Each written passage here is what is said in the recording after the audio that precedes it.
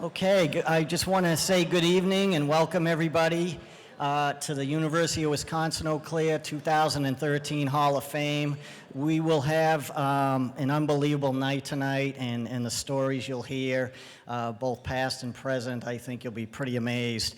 So we're really, really excited about this evening. We're fortunate to have our Chancellor, whom you'll hear from in a few minutes, in attendance tonight. And we also have our Vice Chancellor, Dr. Beth Helwig. Beth, if you could stand for a moment. Great, thank you.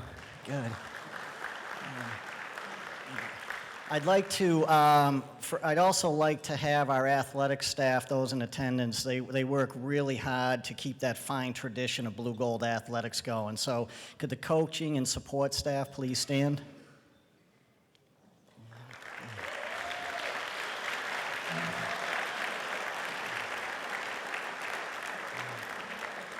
And a couple thank yous as well. I want to thank Tim Peterman and the Hall of Fame Committee. It's a daunting task to pick the Hall of Fame members because there's just been such a rich history here of very, very successful people. And they do a fantastic job. And I think when you hear the 7 tonight, you'll realize what a great job they did. So the Hall of Fame Committee and Tim, thank you very much.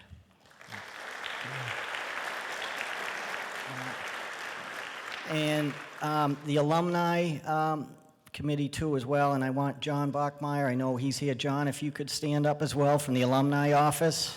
Yeah. And John's right-hand person, Jane Larson, is not here this evening, but she's helped us out a lot to organize this terrific event. So please thank Jane for us as well, John. Thank you. I'd like to also, we have some Hall of Famers in attendance here, and I'd like to read your name, and if you could please stand up and be acknowledged. Ken Anderson, men's basketball coach, 1968 through 1995.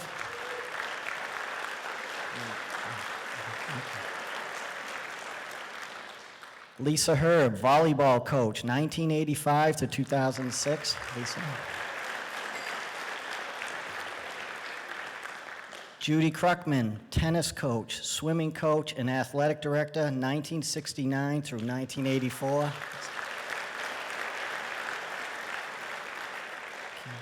This is long, Dr. Steve Kurth.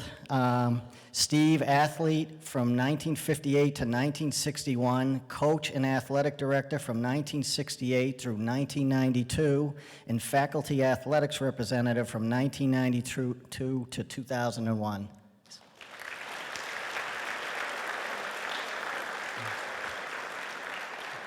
Our next Hall of Famer as well helps us out a lot with this event, Mary Merrow, gymnastics and diving coach from 1968 through 1990. Great. Thanks, Mary.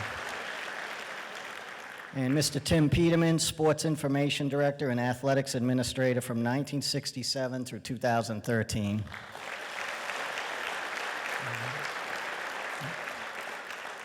Tom Pryor, swim coach from 1968 through 1999. Tom.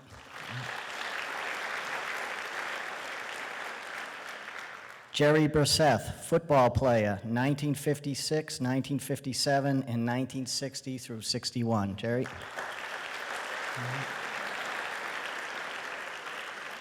Jim Bollinger, football, basketball, and baseball player, 1954 through 1957. Jim. Gino Golden, football player and assistant football coach, 1963 and 1964 seasons. Gino.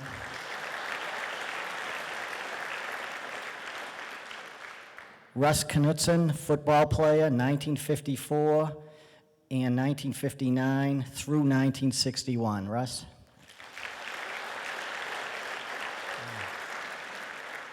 Jim Van Gordon, football player, 1961 through 1964. Jim.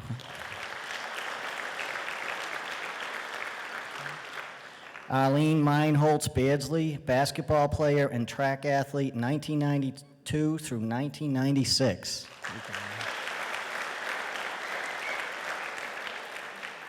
I said this next one, I wouldn't say it's David's mom, but Lisa Donlin. Swimming and diving, 1979 through 1983. Lisa?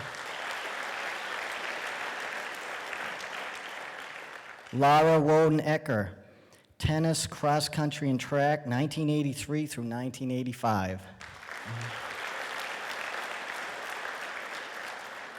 Erica Schmidt-Merkel, basketball player, 1993 through 1997.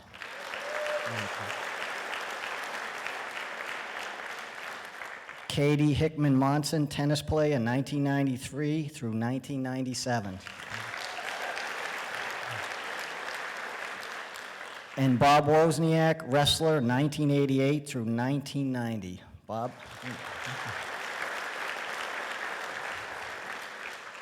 It gives me great pleasure now to introduce our new chancellor, and he's been at the job for 3 months, and I can tell you his energy level's fantastic. I've seen him at a lot of events. You've seen him in the news a lot. I think he's going to be a great, great asset for this university. Dr. Jim Schmidt.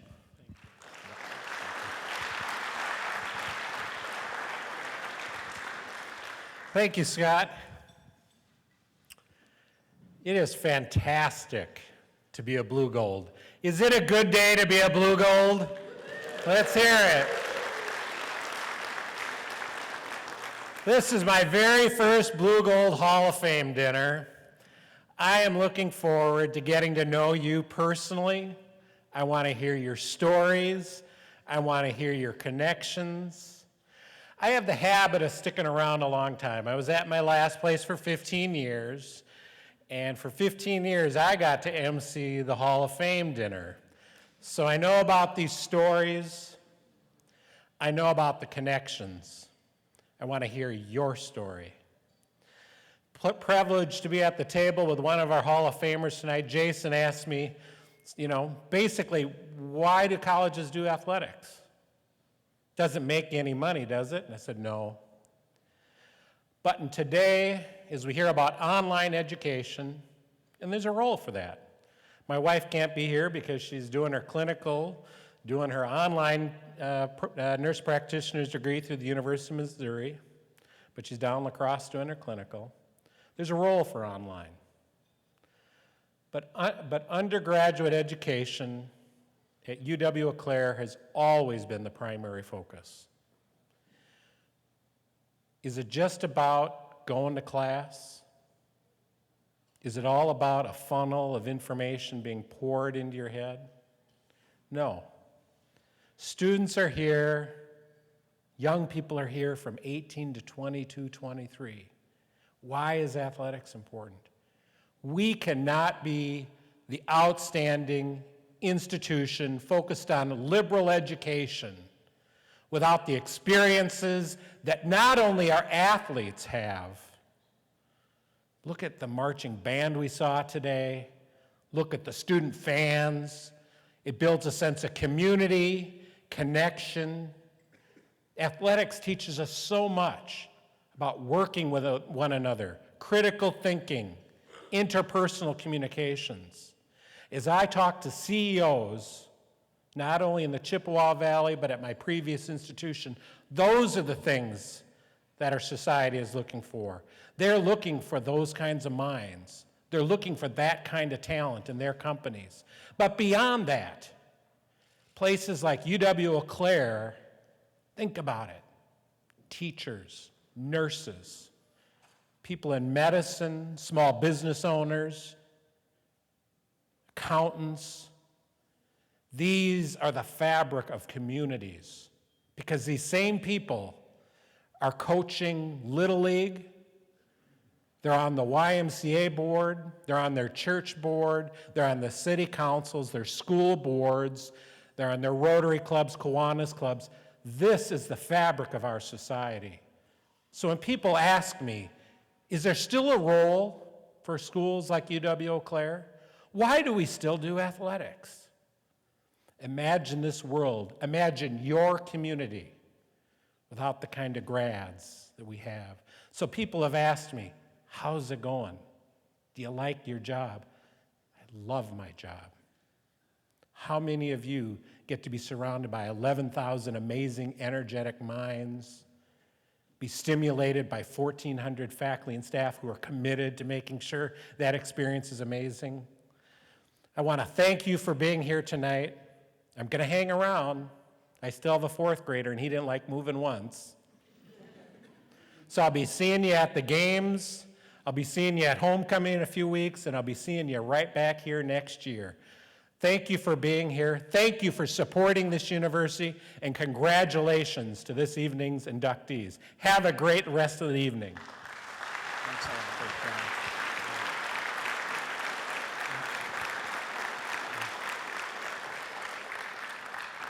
Great, thank you, Chancellor. As the Chancellor said too, this is a special place, and you know, with our faculty, staff, our student athletes, but we're also very lucky that we have people who give back to UW-Eau Claire, and you'll meet some of these folks now as we go into the awards section here. The Blue Gold Athletic Program has enjoyed a lot of success in recent years, both individually and team-wise. Those individuals and teams have benefited from outstanding coaches. Our head coaches have been recognized with many Coach of the Year awards. These first two awards tonight will go to the unsung members of the Blue Gold coaching staff, the part-time, assistant, and community coaches, as we call them. The Joe Merton Coaching Award and the Aid Margaret Olson Coaching Award have been designated for community coaches or graduate assistants who demonstrate deep commitment to the student athletes and a passion for lifelong learning and a love of the game. The first award is the Joe Merton Coaching Award, and I would ask Sue Merton to come up to stage to help me with this award.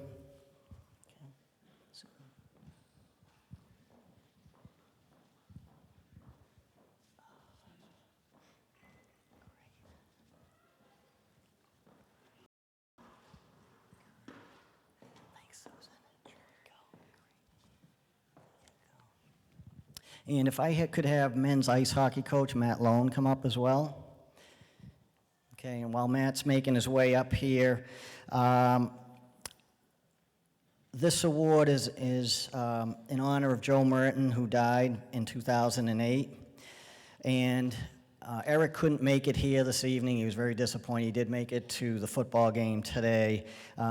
And he just says, thank you, Susan, for this award. He really, really appreciates it.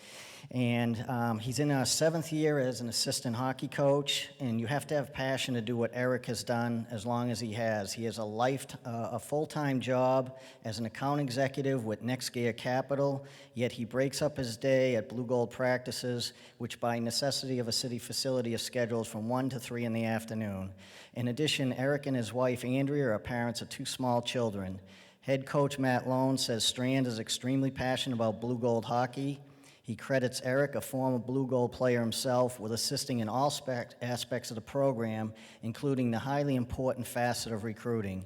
His dedication to the Blue Gold program paid off last spring when the Blue Golds won their first NCHA and WIAC championships, and of course they went on to win the national title in Lake Placid, New York.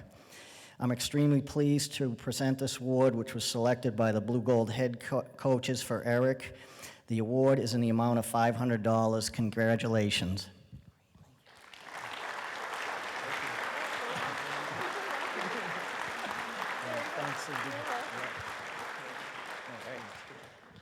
Coach Lone's relieved he doesn't have to make a speech here.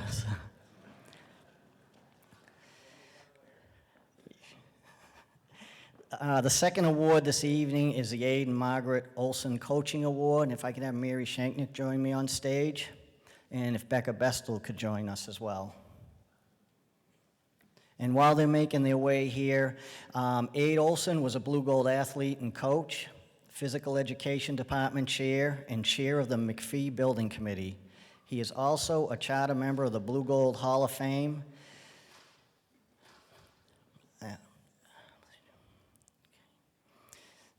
And a little bit about Becca here. After a 1-year hiatus, Becca returns to the Blue Gold staff for her 5th season as a community coach. Like Strand, she is a former Blue Gold athlete as well.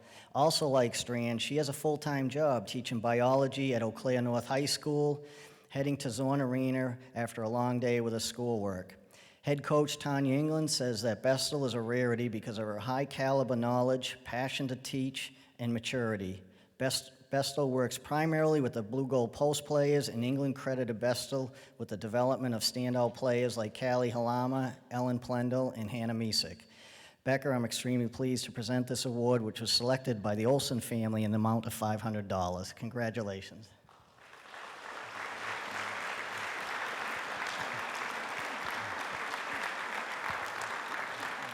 Congratulations, Becker.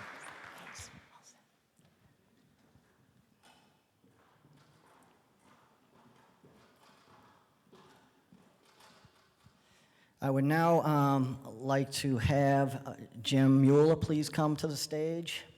And if Mike Sullivan and Ron Buckley could join Jim as well.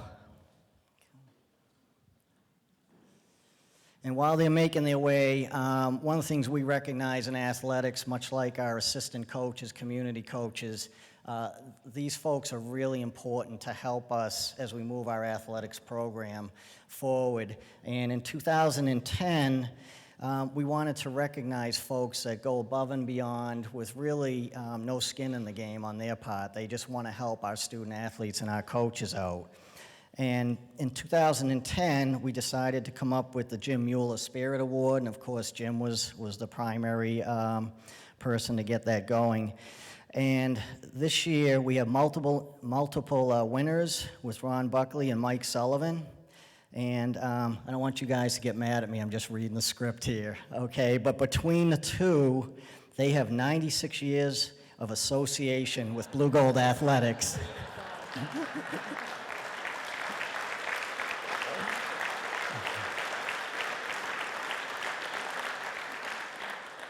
While he retired from full-time writing in 1996, he continues to write a regular column that concentrates on athletic highlights from 10, 20, 30, 40, and 50 years ago. And I enjoy reading that, by the way.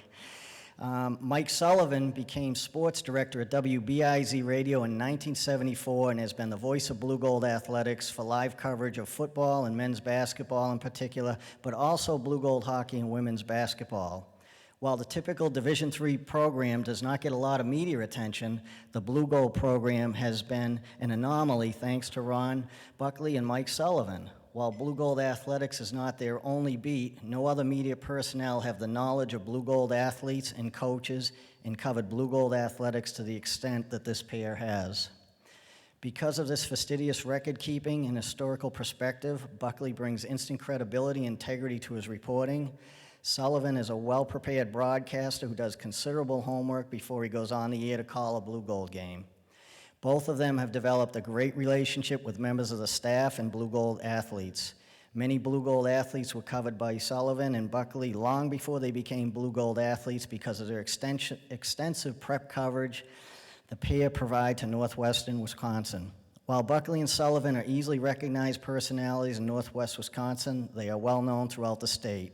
Both have been previously recognized by the Wisconsin Intercollegiate Athletic Conference with the Tom Butler Award for their coverage of conference sports. We are most grateful for their support of Blue Gold Athletics and extremely pleased to be able to recognize them with the Jim Mueller Blue Gold Sports Award. Congratulations, Buck and Sully.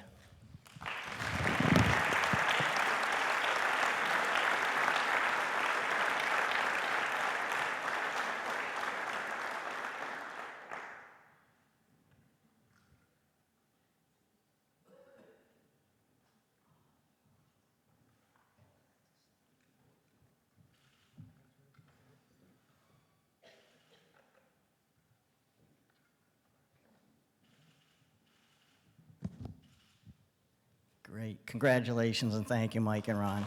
Thanks, Jim.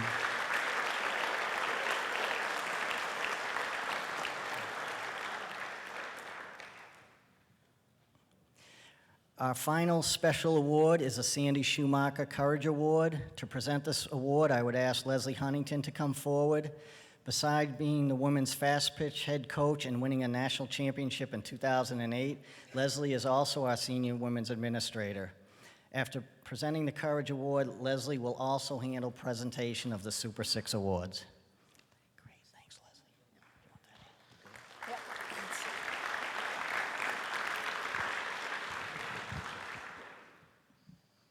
I'm going to try to keep the mic here. I like to talk with my hands, so I need them to be free.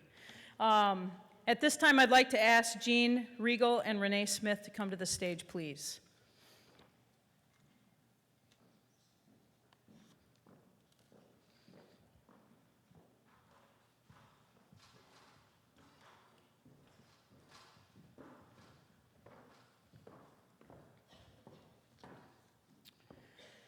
Jean Riegel, close friend of Sandy for many years, is presenting tonight's Sandy Schumacher Courage Award. The Sandy Schumacher Courage Award was established in the fall of 2012 to honor longtime coach, teacher, and pioneer at UW-Eau Claire, Sandy Schumacher. Sandy was co-founder of the UW-IAC, the Wisconsin Women's Intercollegiate Athletic Conference, in 1971. Excuse me. She was an advocate for young girls and women in athletics and had a part in starting numerous athletic programs for women at UW-EC. She conducted the first volleyball and basketball camps for girls at Eau Claire and was the school's first volleyball, basketball, and softball coach. Sandy was inducted into the Blue Gold Hall of Fame on October 15th, 1995. Sandy battled multiple forms of cancer over the last several years, and she lost that battle on November 27th, 2012. Right up until her passing, you could still find her on the sidelines watching intently. And for the coaches who knew her well, she's still talking to us. The Sandy Schumacher Courage Award is presented to a female Blue Gold student athlete or alumnus who, when confronted with a life-altering situation, used perseverance, dedication, and determination to overcome the event. Just as Sandy inspired generations of women, so may the honoree serve as a role model to give hope and inspiration to others in similar situations. The 2013 Sandy Schumacher Courage Award recipient is Renee Smith, a softball alumna. Renee Cook Smith attended UW-Eau Claire from 1985 to 1990, majoring in biology and minoring in sports medicine. She obtained her bachelor's degree in the spring of 1990. During her time at Eau Claire, she played shortstop on the softball team, playing for 3 different coaches. Renee also served as an athletic trainer for the women's basketball team in 1989 and as a student assistant softball coach during the 1989-90 academic year. Renee describes her experience with cancer as a life-changing event. Diagnosed with stage 3B ductal carcinoma in situ after her 40-year-old baseline mammogram in July of 2007, Renee was told she also tested positive for cancer in 19 of 21 lymph nodes. Following a 12-hour surgery that resulted in a full mastectomy and reconstruction in August of that year, Renee endured 8 weeks of chemotherapy, which caused her to basically sleep her life away for that chunk of time. Upon completion of chemo, she received the maximum number of radiation treatments, which she described as a walk in the park compared to the chemo.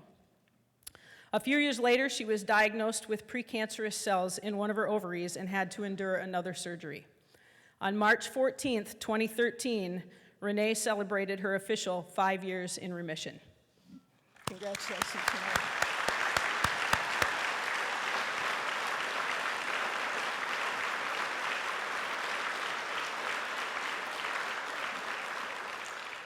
Determined to control her own life rather than have the cancer control her, Renee has coached her daughter Bryn in softball and basketball for several years. She also competes in triathlons and road races, and with every swim, bike, or run she accomplishes, she's kicking cancer to the curb. Renee, you've proven to be an inspiration as Sandy was, and we celebrate your remission with you and congratulate you as this year's recipient of the Sandy Schumacher Courage Award. Congratulations.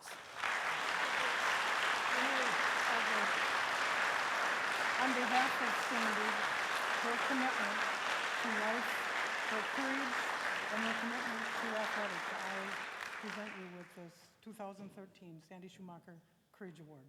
Thank you. Thank you. Congratulations. Thank you. Congratulations. Thank you.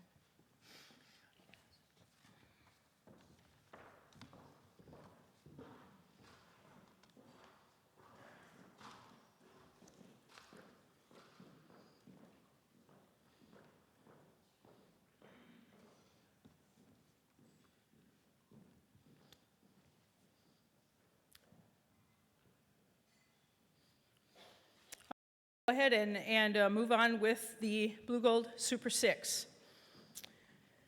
The concept for the Blue Gold Super 6 Salute Award was developed by Emeriti Sports Information Director Tim Peterman in 1987. When this award was developed 27 years ago, it was because we had good athletes who also were good students, but they were not being recognized for that outstanding combination. It's a very special award because it's the highest award that UW-Eau Claire as an institution can present to one of our student athletes. Some people don't realize still that being a good athlete and being a good student are not mutually exclusive concepts. Division III athletics without athletic scholarships is all about the student athlete.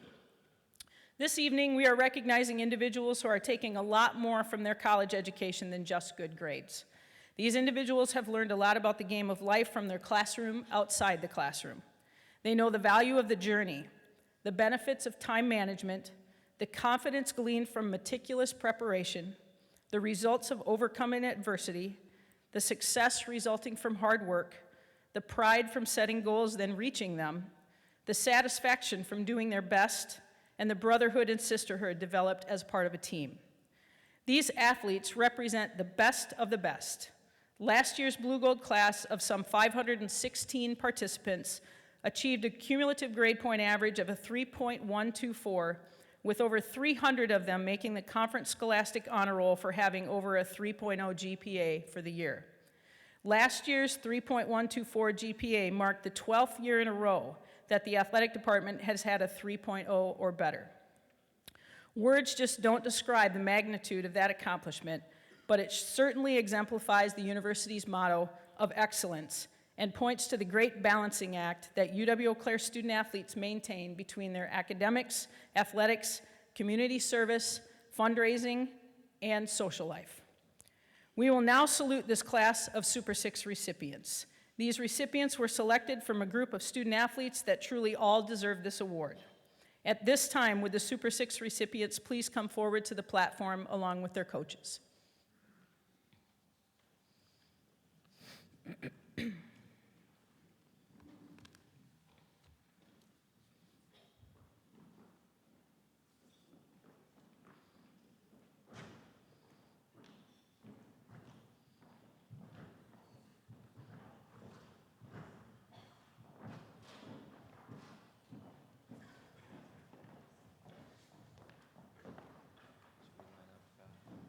Yeah, kind of on either side, either side. Come on, right in front. Yeah, come on here. I will have each of the recipients step forward as they're introduced and have their coaches join me. I'd also ask that their parents stand and be recognized when I call them on their name. I asked the recipients to tell me about the benefits of their athletic participation and some of the memorable moments from their careers as Blue Gold athletes and what their plans are for the future. I'll relate some of what they said, which is not in your program, as well as some comments from their coaches. Would Aaron Isker please step up to the podium, and cross-country coach Dan Schwamberger and track and field coach Chip Schneider please come forward with his plaque, and would Aaron's parents, Kathy and John, also please stand and be recognized.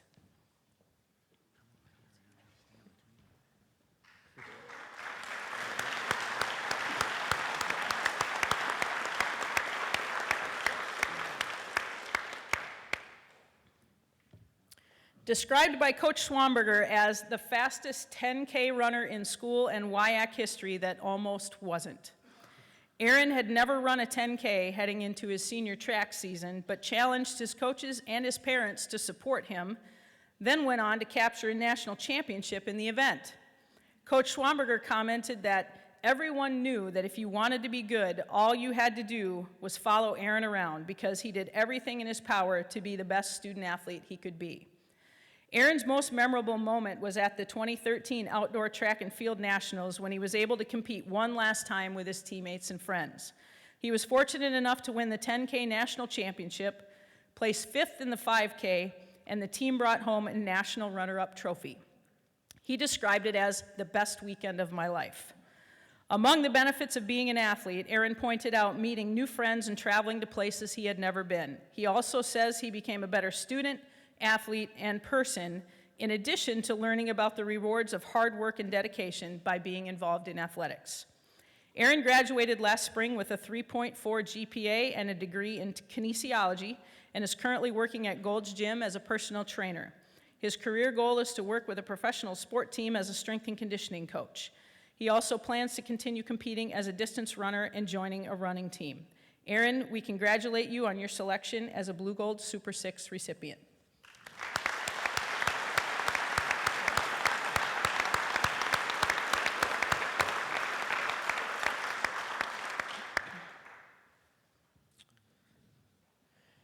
Our next recipient is Ashlyn Maurer, and Ashlyn was not able to be here tonight, but her coach Chip Schneider is already here, so that's handy. Ashlyn actually, well, I'll talk about that later, why she couldn't be here tonight. But she's described by Coach Schwamberger actually as the most successful female distance runner I've had the privilege to coach at UW-Eau Claire. Ashlyn progressed from 15th on the team as a freshman to a 6th place national finish as a senior, the highest NCAA individual finish in team history. Using an unorthodox training method her junior year, spending more time on a spin bike than in her running shoes, Ashlyn turned a negative situation into a positive and became one of the best distance runners of all time at UW-Eau Claire. Coach Chip Schneider said that Ashlyn made herself into a top runner nationally through miles and miles of training. Ashlyn credits her participation in athletics at UW-Eau Claire for the lasting friendship she has with great people with similar interests. She also states a benefit of becoming more efficient with her time management. Her participation and ultimate success also helped Ashlyn become a more confident person as a runner, but also as a student. Ashlyn truly had to manage her time well as she was becoming a decorated runner, but also working toward her goal of becoming a speech-language pathologist, ultimately desiring to work with people who have had strokes, traumatic brain injuries, voice disorders, or speech disorders. With this goal in mind, she volunteered a lot of her time at Mayo Clinic and Sacred Heart Hospital, and also conducted speech, language, and hearing screenings at St. Croix Tribal Head Start and Sherman Elementary. Ashlyn recalls her most memorable athletic moment at UW-Eau Claire being when she earned All-American status at the 2012 NCAA National Cross Country Meet. She said that Coach Schwamberger told her he believed she could be an All-American, and once she heard that, it became her main goal. Her feelings at the time were unbelievable because she had attained her goal through years of hard work. Ashlyn graduated from UW-Eau Claire in May 2013 with a major in communication sciences and disorders, and the reason she's not here tonight is because she is in graduate school in a master's program at Western Michigan University, and so was unable to join us tonight. Please join me in congratulating Ashlyn Maurer.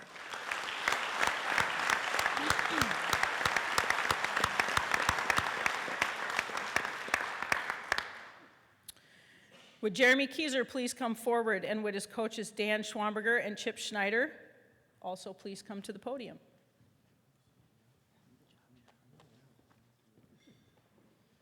Entering college, Jeremy was new to the sport of track and field. He had run cross country and played tennis in high school. Coach Chip Schneider stated that despite not being a track and field athlete, Jeremy learned very quickly and made monumental improvement in just a 4-year span. That improvement came about despite being diagnosed with mono in the fall of 2011. The diagnosis caused Jeremy to rethink his academic path, so he chose to add a physics major, why wouldn't you, which enabled him to compete in cross country and track during his 5th year in school. He took full advantage of the extra year, earning All-American honors in both cross country and track, becoming one of only 6 cross country All-Americans in UW-Eau Claire history. Coach Schwamberger said what impressed him most about Jeremy was the way he led the team his final year. He stated that he instilled the belief in his teammates that going to cross-country nationals as a team was possible, and he made sure everyone around him did what was necessary to reach that team goal. Jeremy credits his participation in athletics at UWEC with developing his time management skills. Other benefits, he said, included goal setting and developing the skills and ability to write them down, review them, edit them, and make sure I was directing all my efforts forward in a positive manner. Among Jeremy's most memorable moments, he generalized, saying that joining teammates at the highest level of competition was the pinnacle of his efforts throughout the entire year.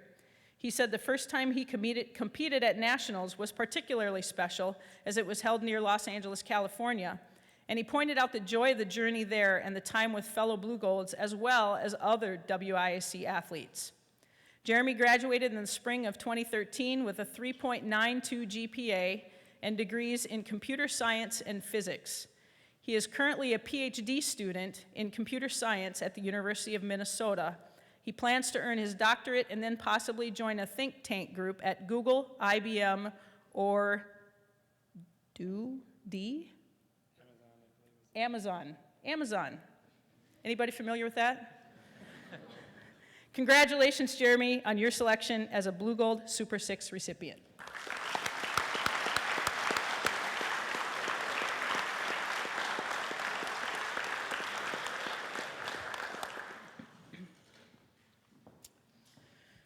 Our next recipient is Erin Schoenfelder, and Erin was not able to be here tonight because she had to leave for Spain 4 days ago to start her job.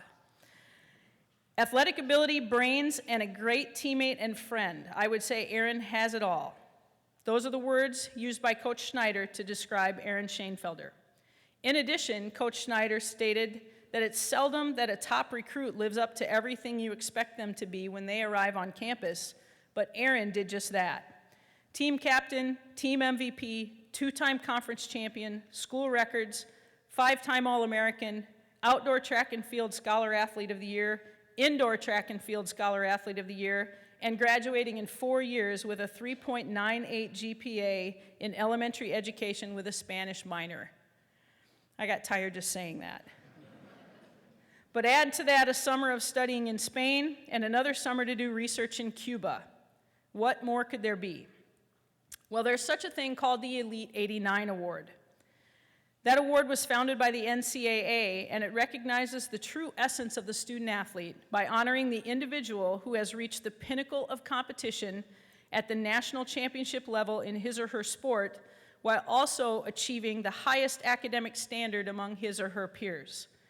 The Elite 89 is presented to the student athlete, one, with the highest cumulative grade point average participating in the championship final site for each of the NCAA's 89 championships. Erin is the only Elite 89 recipient in UW-Eau Claire history, in any sport. When I asked Erin about her most memorable athletic moment from her participation as a Blue Gold, she said it was her last meet, the 2013 Outdoor National Championship. She was able to run her best times in 2 different events and earned All-American status in the 400 hurdles and the 4x400 relay. She said it was a great individual accomplishment in the hurdles and a great team accomplishment in the relay and a great way to end a career that had many ups and downs. Erin said some of the benefits derived from athletics at Eau Claire were dedication and persistence. She said that track can be a very, very grueling sport, and it is challenging to stay mentally strong through the long season. She had a few years that didn't go as well as she had hoped, and it took a lot of work to put those disappointments aside and focus on achieving her goals. She said she also learned a lot about a healthy lifestyle and paying attention to how she took care of herself, both in training and in diet. She learned about the different aspects of health and how they're synergistic and critical to achieving optimal performance. She said she will use this knowledge throughout her life to feel as good as possible so she can stay productive and accomplished in all she does. Erin graduated last May, is currently an assistant teacher in Spain, working in an elementary school, helping students with their English language and culture skills. After she's taught in Spain for a year, she plans to move back to the States and obtain a teaching position, preferably in a dual language school where the curriculum is taught in both English and Spanish. She would also like to coach high school track and field and possibly cross country. Please join me in congratulating Erin as a Super 6 recipient.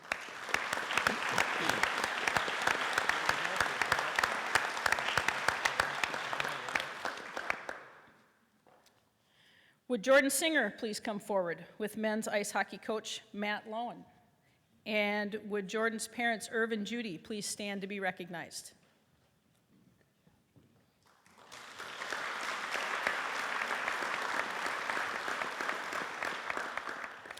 Sign me up to coach a team full of Jordan Singers. That's what Coach Matt Lowen had to say about the 2013 NCAA Division III National Championships Most Outstanding Player. Coach Lowen also said that Jordan is not only a great hockey player, but an excellent student and most of all, an awesome person. He said that Jordan exemplifies what we want in a Blue Gold hockey player. He's respectful of the program, understands the importance of academics, and had all the tools to be an All-American and a national champion.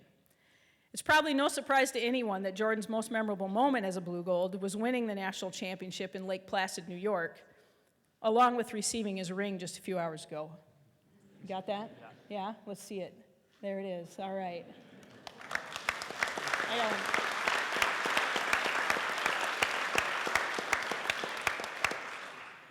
Jordan said that among the benefits he derived from being a Blue Gold student athlete are the friends he has gained over the years.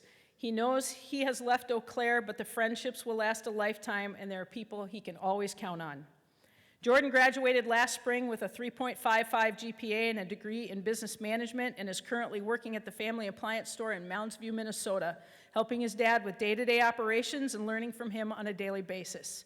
His long-term goal is to help grow the business into multiple stores in the Twin Cities area and be part owner of the business. Jordan, when I need new appliances, I'm coming to you.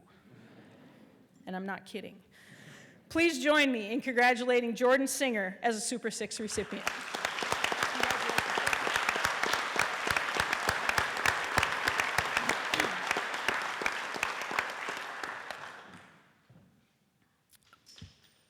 Would Sarah Banquet please come to the podium with women's basketball coach Tanya Englund? And would Sarah's mom, Wanda, also please stand and be recognized?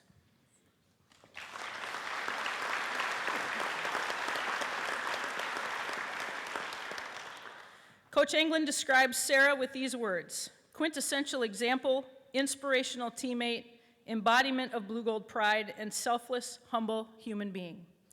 The 2012-13 team MVP, Sarah finished her career as arguably one of the most decorated players athletically and academically in the history of the program.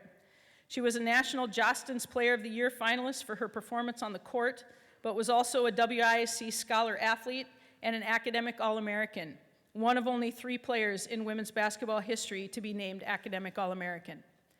Coach Englund's fondest memory of Sarah's career was on senior night when Sarah scored her 1,000th career point while beating Stout in Zorn Arena to secure a WIC playoff berth. Again, these phenomenal things happen all the time. It's meant to be. She said that Sarah's facial expression was priceless because Sarah had no idea she was close to this career milestone. Sarah's most memorable moment as a Blue Gold was winning the regular season conference title in Zorn in 2012. She fondly recalls playing in front of 1,500 fans. Sarah credits her participation at UW-Eau Claire with the many life skills she learned that she will carry with her in her career. Specifically, she pointed out leadership skills, commitment, time management, and hard work.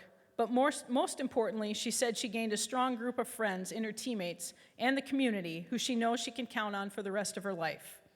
Sarah is currently student teaching in a 4th grade classroom in Woodbury, Minnesota, will graduate in December with a major in middle childhood and early adolescence. She says her career goal is to be an elementary school teacher and help students find a passion for learning. It's no surprise that she would also like to coach basketball. Congratulations, Sarah, on your selection as a Blue Gold Super 6 recipient.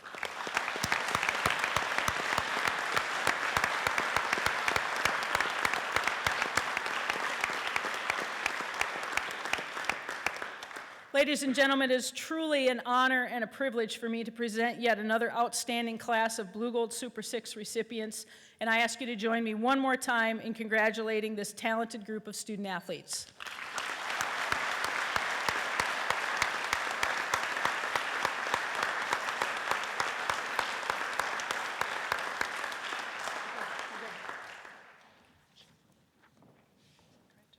Thank you.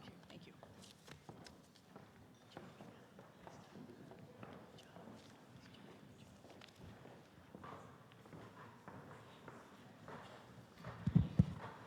Great, thank you, Leslie. I think we're not boasting. I think you realize why we're so proud of our student athletes here. Just absolutely awesome accomplishments and well-deserved as well. I will make one note. We always try to teach our student athletes how to deal with adversity, so I want to give props to Coach Huntington. We know she can speak loud, but this is the first day, I think, in a month that she got her voice back. So good job getting through that, Leslie. I'm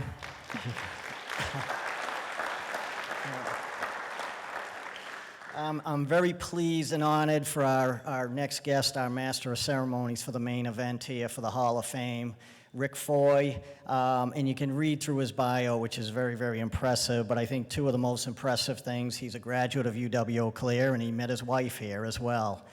But the other thing with Rick is we asked him to MC the Hall of Fame because we want to give it the importance that it deserves. And the mistake is he did so well, I've indefinitely hired him to do it from here on in. So Rick Foy, if you can come up and take over the rest of the program. Thank you.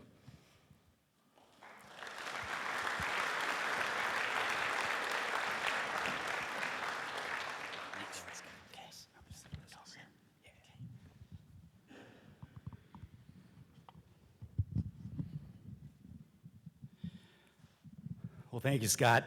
It's an honor to be with you to serve again as presenter tonight. You know, I often joke with Scott and Tim Peterman, who just does a wonderful job of coordinating this event each year, and our director of the Alumni Association, John Bachmeyer, that this is the closest I'll ever get to actually being in the Blue Gold Hall of Fame. That, of course, is based on my own career as a Blue Gold basketball player. It lasted 3 hours. For some reason, based on some very moderate success as a high school player at Amory High School, played on a couple of state tournament teams, I had the misguided notion I could fulfill a dream of playing for Coach Ken Anderson in the Blue Golds. So I reported for opening day practice, October 1976. I learned a lot about being humbled. Following practice, I walked over to Coach Anderson, shook his hand, and said, "Thanks, Coach. You won't see me tomorrow. My career is best suited for the intramural program."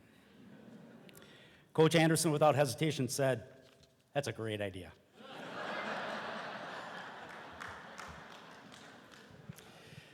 So unlike my career, tonight represents a celebration of excellence.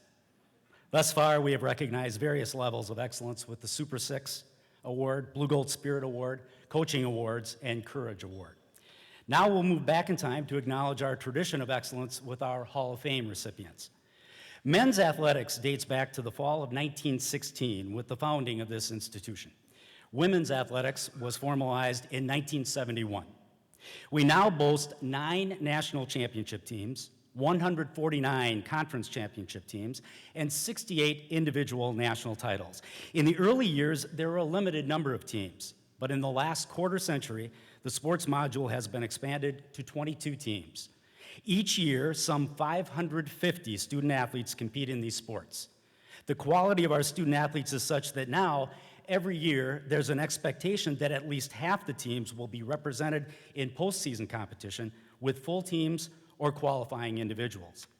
Even with that quality and that vast number of student athletes and coaches, only an elite group of 193 have been inducted into the Blue Gold Hall of Fame.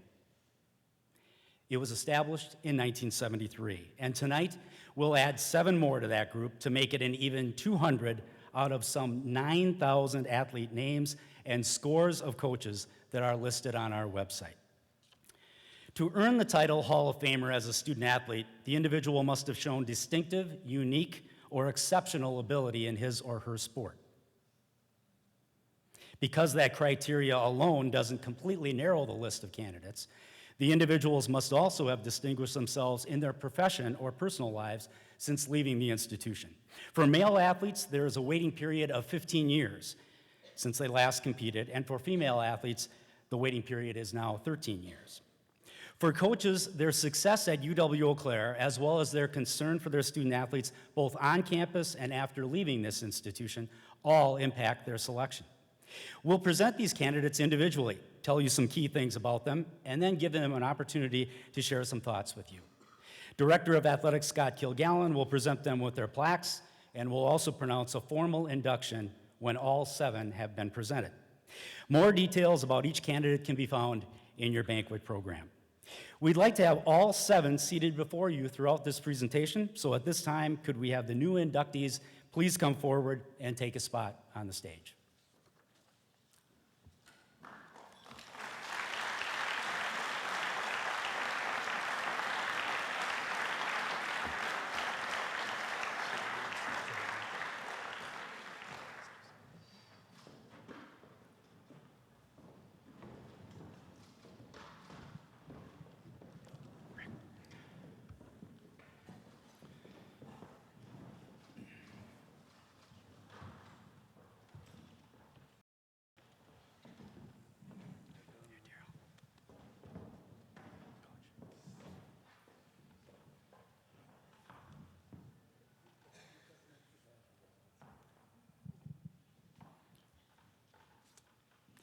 Our first inductee tonight is Don Parker.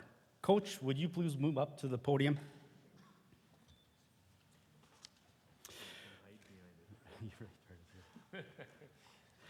For 32 years, Don Parker was the face of the Blue Gold Wrestling program. Even after his retirement in 2009, he's been unable to detach himself completely from the sport and still serves as an emeritus volunteer coach. In 1977, he took over a program that had only a half dozen participants the previous year. I remember that season. I interviewed Don for the school yearbook, The Periscope, following that first year, and I was struck by his determination and commitment to the sport and UW-Eau Claire. And he kept the program alive and kicking throughout his tenure. While he coached one national champion in Derek Sikora and 15 All-Americans, his success is measured in the life lessons he taught his wrestlers, none more dramatic than those of perseverance, dealing with adversity, and maintaining a positive attitude since his hunting accident in 1998 that left him an incomplete paraplegic. Don grew up in the wrestling state, that would be Iowa, and excelled at both the prep and collegiate level, winning 2 national championships at Northern Iowa. His ability and knowledge have been recognized with his induction into several wrestling halls of fame.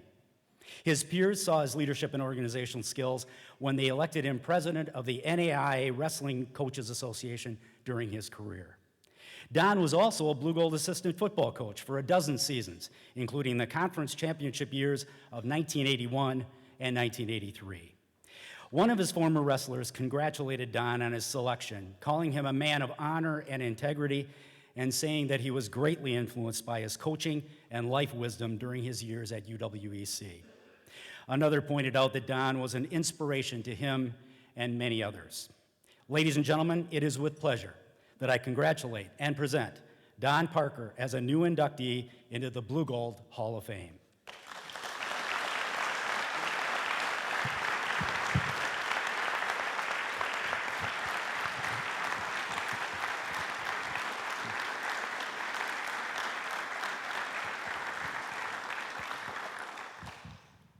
Rick wasn't even dry behind the ears when I came here.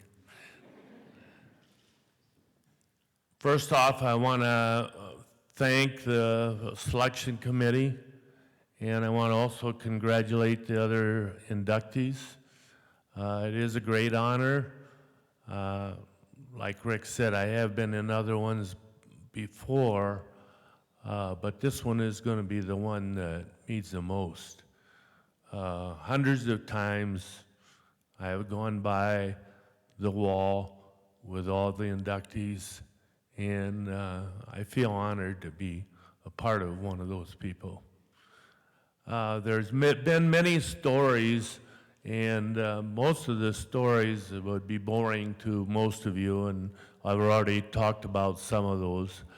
I do have one thing that I'd like to have my former athletes, coaches, and support people stand up right now.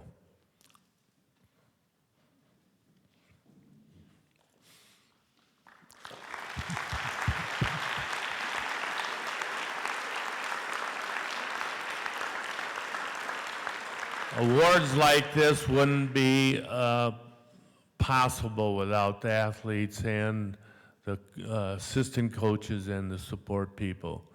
I'd also like to have my family that's here, my wife and Wendy, stand up.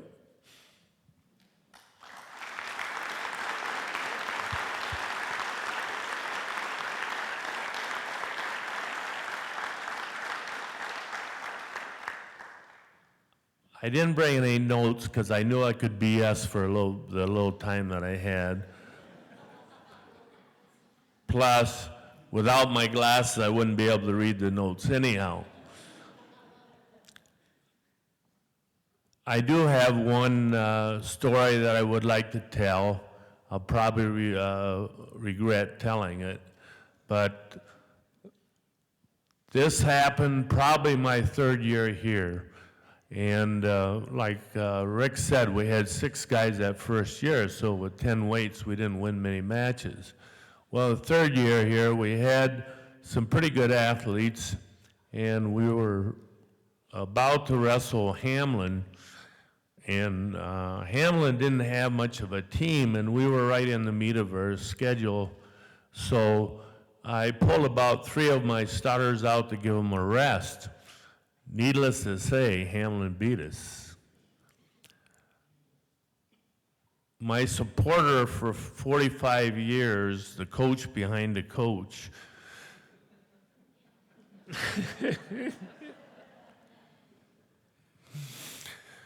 she chewed on my butt all the way home.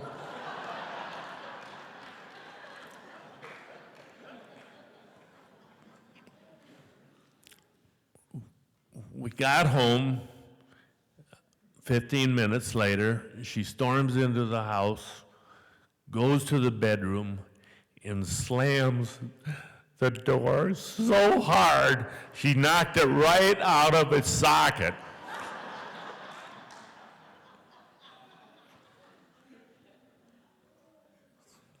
So a hammer, nail, cry bar later, I was able to get it back in place so she could get out. I might have slept on the couch that night, I'm not sure. So before the next match, I got down on my knees and I said, Coach Parker, who can I start now?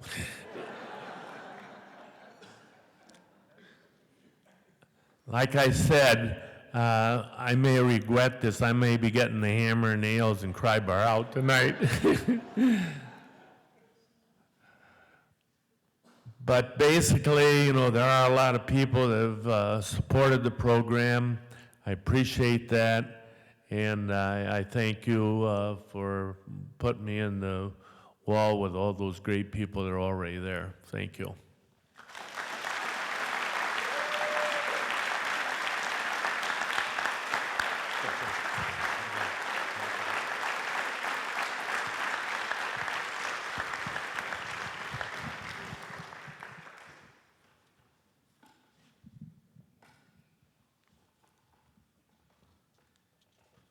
Thank you, Don, and congratulations. I now invite Daryl Snell to come forward.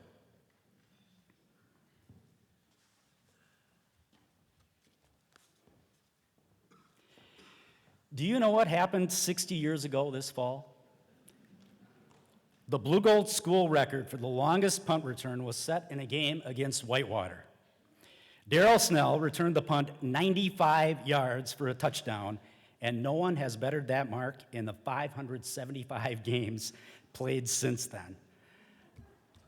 Of course, you have to admit,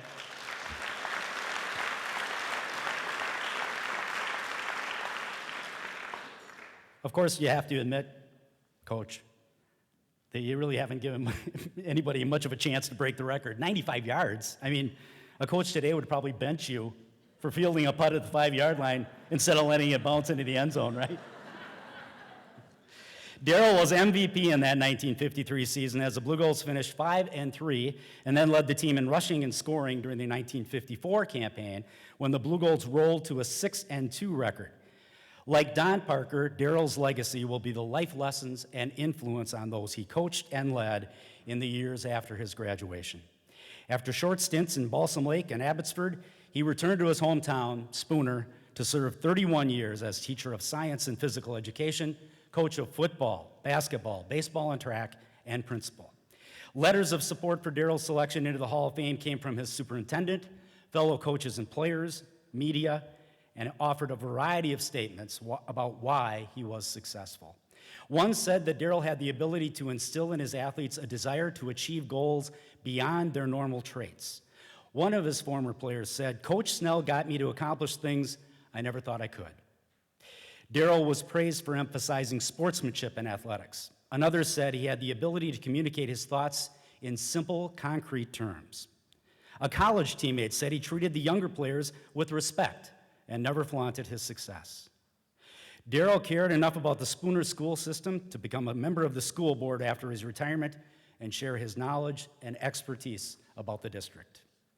Ladies and gentlemen, after hearing these glowing traits, it is with pleasure that I congratulate and present Daryl Snell as a new inductee into the Blue Gold Hall of Fame.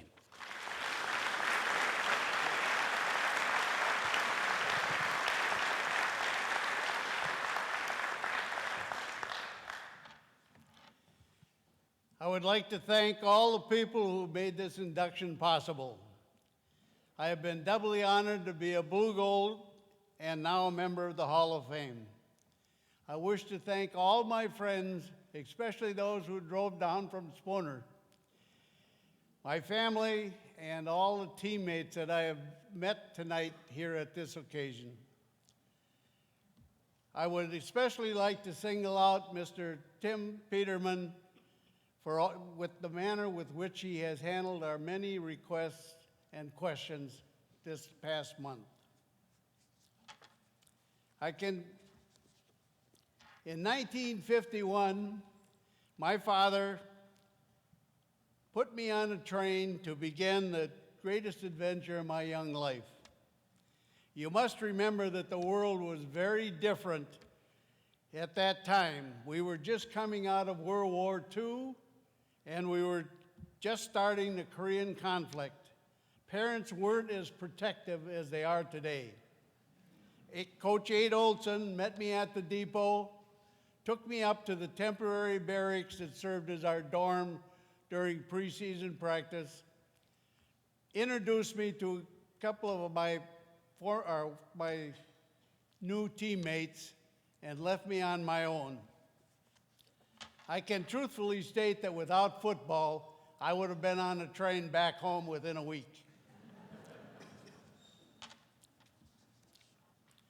The University of Wisconsin at Eau Claire opened my eyes to many new horizons and allowed me to make many new friends and provided me with an education that has stood well by me all these years. Coach Olson and Coach Pearson were especially helpful during those early days. Other instructors who remain high in my memories were Professors Henry Coca, Grace Walsh, a great speech teacher, and Ida Hintz, more patience than Job as a dance instructor. I was especially honored to have Floyd Krause as my personal advisor. He had as much to do with my completing my education as I did. Can you imagine at the start of your senior year when someone calls you in and says, if you take this and this, you can graduate? That was really a surprise. Coming to college from high school is a major step in both the academic and athletic world. In academic world, you complete, but on a completely different basis. All of you and your classmates, we can all pass the course. In athletics, you compete, but only one of you is going to make the first team. I was fortunate that the last 2 games of my freshman year, I made that team. And for the next 3 years, I was fortunate enough to make that team. However, never did I completely have the confidence that I was going to be there. I waited patiently every game for Coach Olson to list that starting lineup. One of the side honors of my football career was being elected as captain my senior year. I mention this because it was actually a big life changer. In 1954, the homecoming queen and the court were elected by the student body. The homecoming king was automatically the football coach. Well, there were 2 of us. Only one of us was going to be the homecoming king. So Raleigh Veerbecker and I got together. Raleigh was the other captain, and Raleigh suggested that we flip a coin.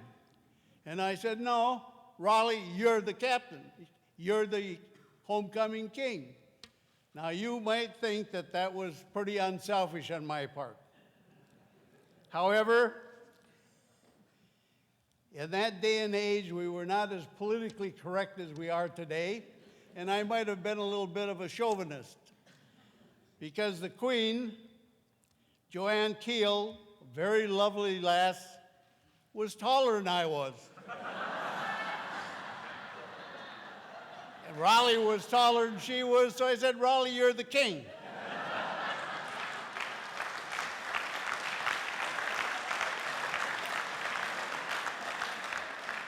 Now the life changer. The attendants were also to be escorted by football players. It was suggested that I escort a Joanne Joni Wrighton, which I did. 1 year later, we were married. Last August 20th, we celebrated our 58th wedding anniversary.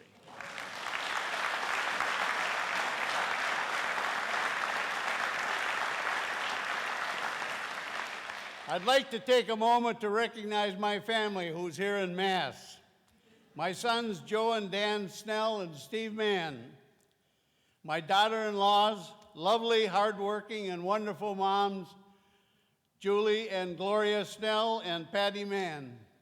My grandchildren, youngest from oldest, Riley, fifth grade center on the Sussex Jayhawk team, Mason, fullback and tackle on the Sussex Hamilton freshman team, Matt, a sophomore at Stout on the cross country and track teams, Zach, also at Stout, a member of the football team, a junior, Sarah Mann, who's a three-sport athlete in high school and is now working on a nursing degree, Chris, who just recently graduated from University of Wisconsin La Crosse. We're missing two of my family. My oldest granddaughter just got her master's degree, started a new job. Consequently, she's down in Louisiana working. And my oldest son, Ed, we lost 17 years ago to cancer. Now, I mentioned all these kids being involved in athletics. We were often asked the question, do you force your kids to participate in athletics? And Joanne and I have always said, absolutely not. We've always told them, if you don't want to compete in athletics, you can eat someplace else.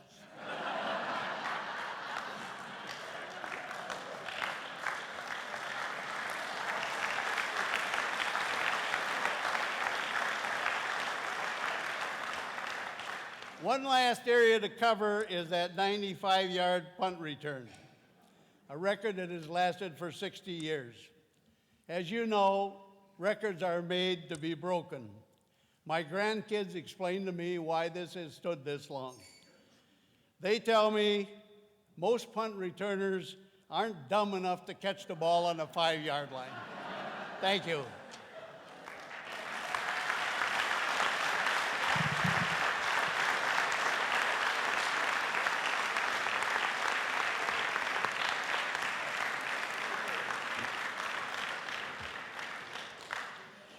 Thanks, Daryl, and congratulations. At this time, I would call Tanya Bauer-Longo to the podium.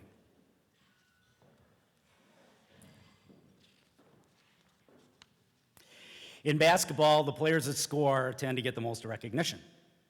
But any coach will tell you they need those players who are willing to do the little things that often go unnoticed, like playing defense, grabbing rebounds, and setting up teammates to score. Tanya Bauer, now Tanya Longo, was a 1,000-point scorer while playing every game for 4 seasons. She may also have contributed to more than 1,000 additional points with 513 rebounds, 271 assists, and 182 steals. And how about durability? She played 116 games through her 4-year career. In other words, she never missed a game. 3 times, she was selected to the conference's all-defensive team, the 5 best defenders in the 9-team league. Tanya still holds the school 3-point field goal percentage record, hitting 46% of her shots beyond the arc as a senior. Blue Gold Hall of Fame coach Lisa Stone calls Tanya one of the hardest working and most dedicated Blue Golds of all time. Stone said Tanya always put the team ahead of herself and was a terrific leader. Stone also said Tanya's understanding of the game as a player has helped mold her coaching career today. Tanya worked for 9 years as an assistant Division I coach, which resulted in 2 Division II head coaching jobs. The first at the University of Minnesota Duluth, and now at Slippery Rock University in Pennsylvania. At Slippery Rock, she is balancing her life as a head coach with being a mother to 2 girls under the age of 3 and a husband who was the offensive coordinator for the Slippery Rock football team. Undoubtedly, Tanya is a master juggler and expert in time management.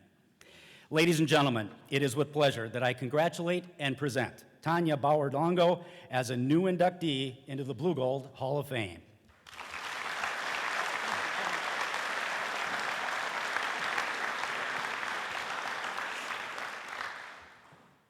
It is great to be back.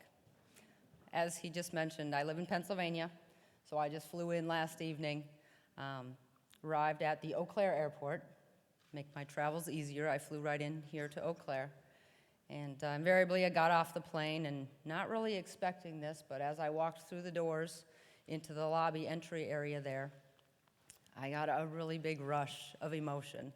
And suddenly, a bunch of memories came back from the year 1997, March, when my team returned back from New York after playing in the Final Four for this national championship. So that was my welcome back to Eau Claire here. And it's just really incredible to be back.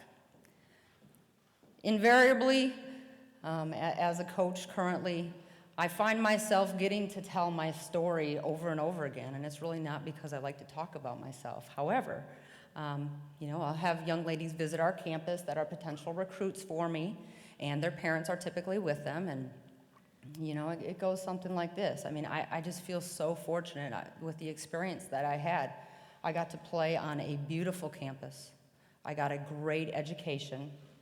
I played for an outstanding coach who has been a lifetime mentor and dear friend to me, and that's Lisa Stone. I played in front of a packed house nearly every single game that we played. When I arrived at the gym to get ready for the game, typically the crowds were lined up all the way down the sidewalk, down towards Hibbert Hall, those of you who are familiar with the campus. They were just waiting to get in to come and see us. And I got to play with teammates that are like sisters for life. And we got to play for a national championship in my junior year. All culminated together. That's about the ultimate career you could potentially ask for. And I tell these young ladies this, not because I want to talk about myself, but because it is what truly has inspired me to do what I do and to the level that I hope to do and hope to give these young ladies an experience. That's what I want for my athletes, and that all started here with the experience at UW-Eau Claire. So if anybody asks me, what does it mean to you? It's hard to put it into words, but that's what it means. It's everything it's the drive that I have behind everything I do today.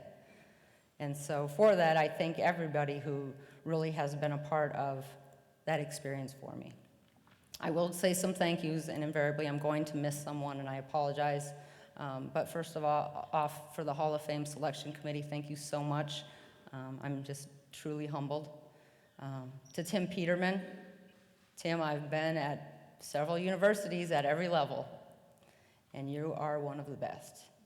Thank you very much for all of your work you did to put on this event and just through all the years. I want to thank Lisa Stone for being relentless in recruiting me to become a Blue Gold. For some reason, I thought after my sister attended UW-Eau Claire, I really wanted to pave my own path somewhere else, but she definitely won out and convinced me that this is where I wanted to be, and I thank her dearly for that. Marilyn Scrifseth, congratulations, and thank you very much for being such a wonderful female mentor to us young, developing female young lady athletes in our years that we were here. Thank you so much. Woody Wall, one of the best announcers around. Thank you for announcing us and traveling with us everywhere, and Mary for providing us with the wonderful meals from time to time. We really appreciated it. My teammates, all of them, and it's not surprising, we were there for each other through the years, on the court, off the court, everything you go through, and it's not surprising that today I have two wonderful teammates with me, supporting me, Erica Schmidt-Merkel and Arlene Meinholz-Beardsley. Thank you so much for being here. Fans, I can't name you all. I'm going to say Milton, Marcy, Syker, because they are dear, dear people to me.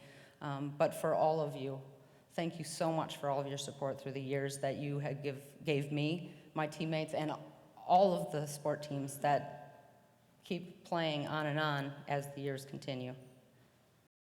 John Pollock, he is my high school coach, was my high school coach, and he is here with us today. Thank you so much for being here today and for providing me with the foundation to allow me to be ready to come in to play here at Eau Claire.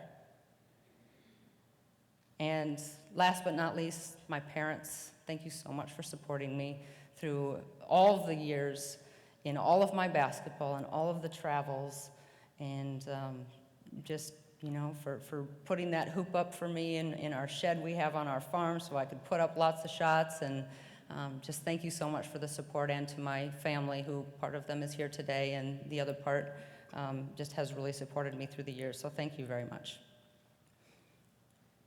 Congratulations to my fellow inductees, to all of the award winners tonight. I am just truly honored and humbled to receive this award and to get to be up on the wall, as Don Parker said. And just to all of what is UW-Eau Claire, I just thank you so much for the memories that just really are going to last my lifetime. Thank you.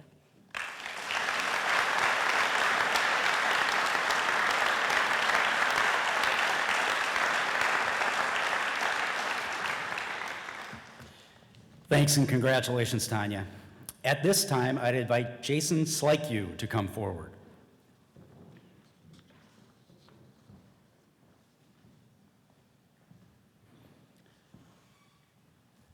The man you're looking at was a 7-foot high jumper during his Blue Gold's career. So how good is 7 feet? Well, in the past 42 conference indoor meets, the winner has only jumped 7 feet or higher 4 times. And in the past 42 conference outdoor meets, the winner has only done that 3 times. Interestingly, the conference's 7-foot jumpers all competed between 1987 and 1997. In fact, Eau Claire's only other 7-foot high jumper, Jace Grobber, competed at the same time Jason Slykew did. Jason Slykew holds the school outdoor mark of 7 feet, 1/2 inch, and Jace Grobber holds the school indoor record of 7 feet, 1/2 inch. Jason won the NCAA indoor and outdoor titles during the 1996 season, and 3 other times earned All-American honors with a top 6 finish. He won 4 conference golds and was runner-up 3 other times. That dominance earned him a spot on the conference's all-centennial team that was selected last year. Not only was Jason a great athlete, he was a great student as well. He's the only athlete in school history to earn academic All-American recognition 3 times, including a first-team berth. It's not surprising to hear then that after leaving UW-Eau Claire, the biology major earned his medical degree from the University of Wisconsin Medical School. He completed his residency in general surgery and his fellowship in vascular surgery at Michigan State University College of Human Medicine in Grand Rapids, Michigan. It's also not surprising that the folks in Grand Rapids wanted him back, and he is now a vascular surgeon and division chief of surgery for the Spectrum Health Medical Group in Grand Rapids. Not only is he highly regarded at Spectrum Health, but he's the featured physician for a billboard campaign in the Grand Rapids area you may have seen during our PowerPoint presentation. Ladies and gentlemen, it is with pleasure and pride that I congratulate and present Jason Slykew as a new inductee into the Blue Gold Hall of Fame.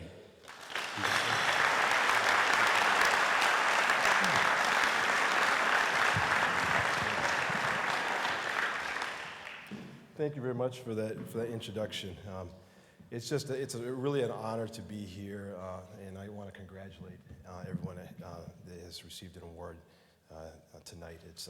It's really just coming back to campus has brought back so many incredible memories of my time here, and what the University of Wisconsin-Eau Claire has inputted into my life and allowed me to reach for and achieve.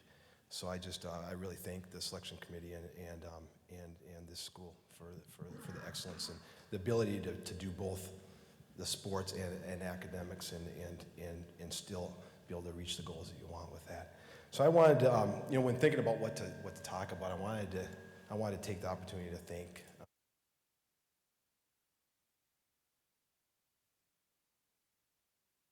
I'll speak really loud. There, it's back. So I first of all want to thank Jesus Christ for giving me my abilities to jump and run and to be able to use my mind. When I think about it, I could just as easily have been born without the ability to do surgery or to jump. And so I'm most thankful to him for giving peace and joy that anyone can have, and so I thank him for that. I want to talk a little bit about, I want to thank my parents, and so I want to talk about my dad a little bit. We grew up on a little farm in northwestern Wisconsin, in an unincorporated town of Cushing, where basically both city limit signs are on the same post pretty much. It's a really, really small place.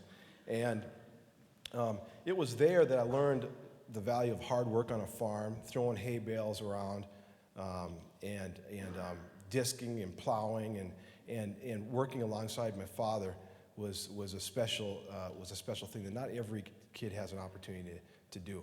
So I thank you for instilling in me integrity and the understanding that character is really an important thing as you go through life, even despite the times when it can be very difficult and you're not always where you have to stand up for what you believe.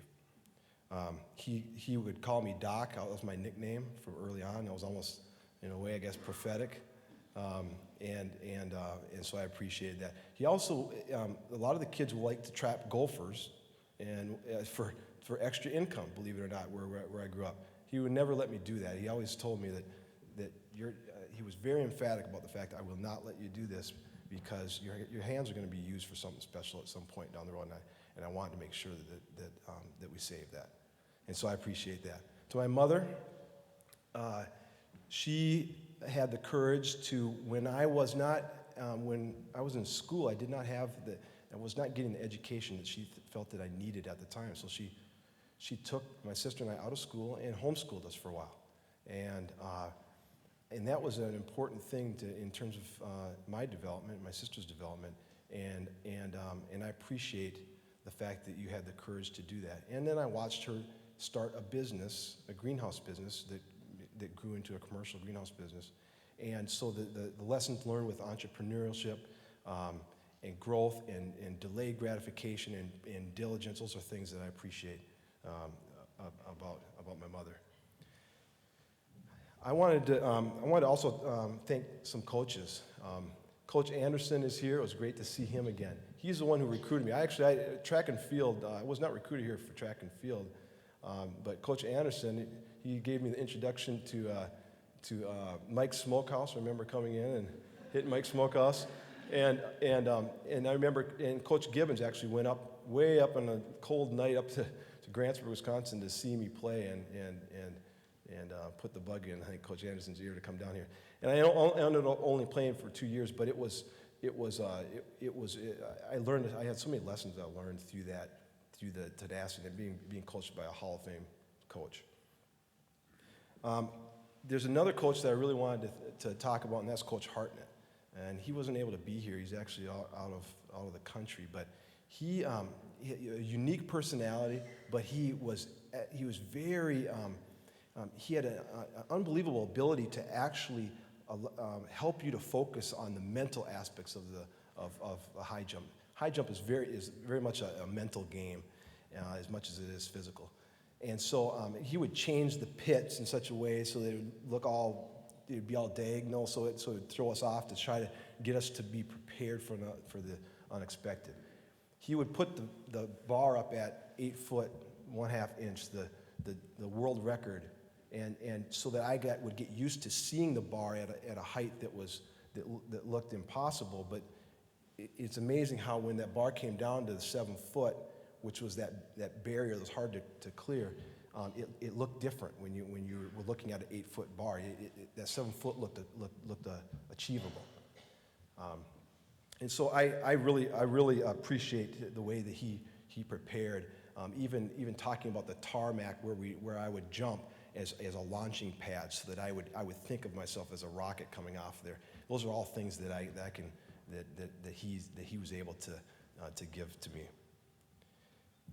There's there's a person that's not here who's passed, and that is Jim Vance. He was the director of the American Ethnic Coordinating Office, and he actually went up with Coach Gibbons to recruit me. But he was very instrumental in providing a lot of support, and was a real champion of what I was doing, and of what he was doing, and I really appreciate and I'm thankful for the friendship that we had over the years.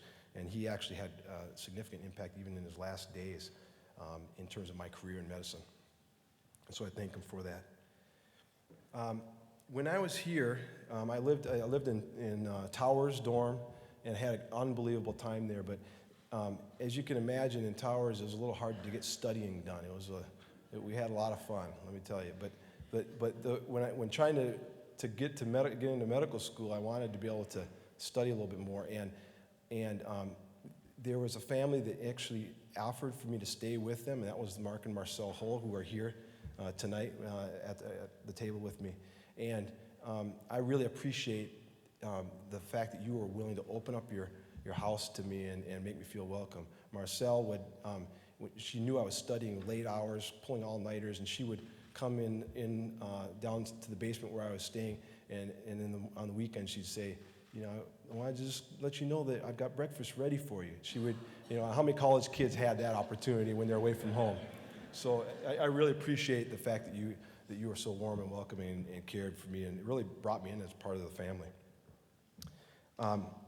Again, University of Wisconsin-Eau Claire, I'm just so thankful for the opportunities that this institution has given me to really be successful. To my wife, who's been supportive, and I have a young daughter now who has just changed my whole perspective on things. 11 months, I'm thankful for their love and support. I always wanted to leave you with one story, and that is during track and field. And Arlene, you'll remember this. In track and field, you have the different events, and we don't have, like Tanya says, we don't have this long line of people going down the block to go to track meets. So we found ways to support one another. And even though we had different events going on at the same time in different areas, I remember times when I may have already won my event, but I still wanted to reach that higher level, and I needed help to do that. And that's something that I appreciate, is that the team would come together and we'd start clapping in this cadence that we're in sync.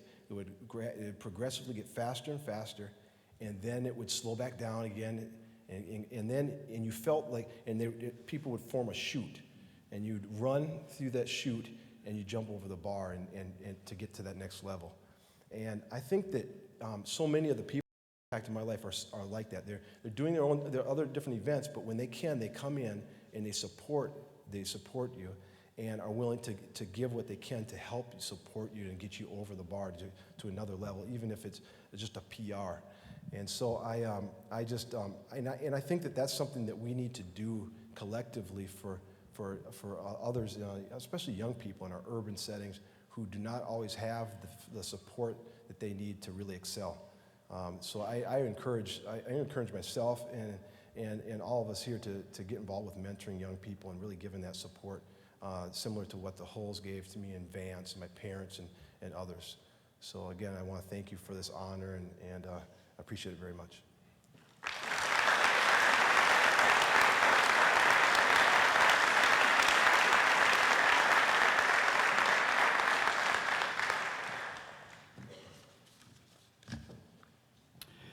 Thank you, Jason, and congratulations. At this time, I'd like to invite Carrie Albers-Madden to come forward.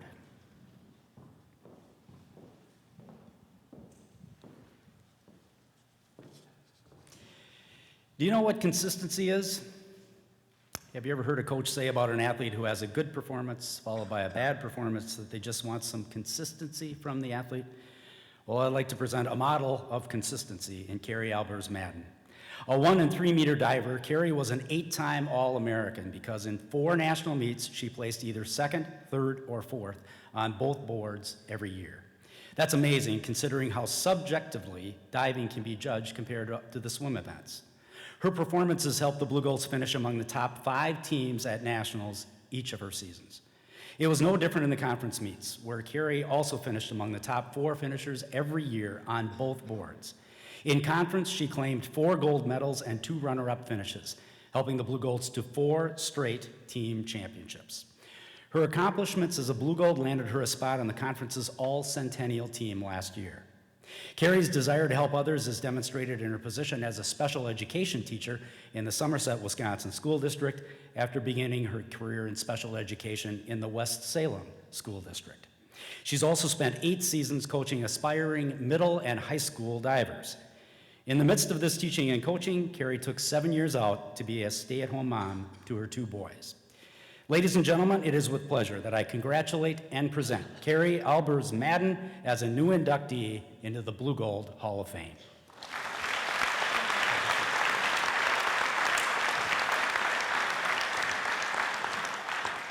Thank you for that nice introduction. Good evening, and thank you all for being here tonight. It is a great honor and privilege to be affiliated with this group of people that will be inducted into the Hall of Fame tonight. I congratulate each of you on your accomplishments. There are many people that played a role in my accomplishments as a diver.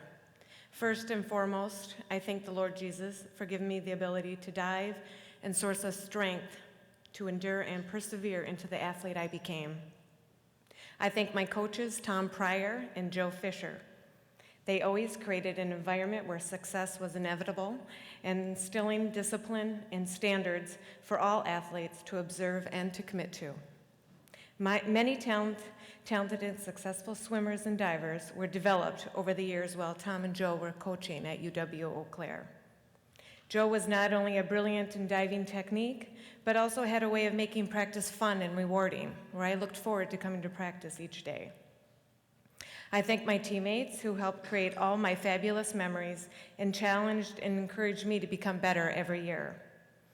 I thank my parents for all their love and support and being faithful supporters in all my athletic endeavors. I was fortunate to compete at all the national meets, and my parents drove to all of them, which included all the way to San Antonio, Washington, and Ohio.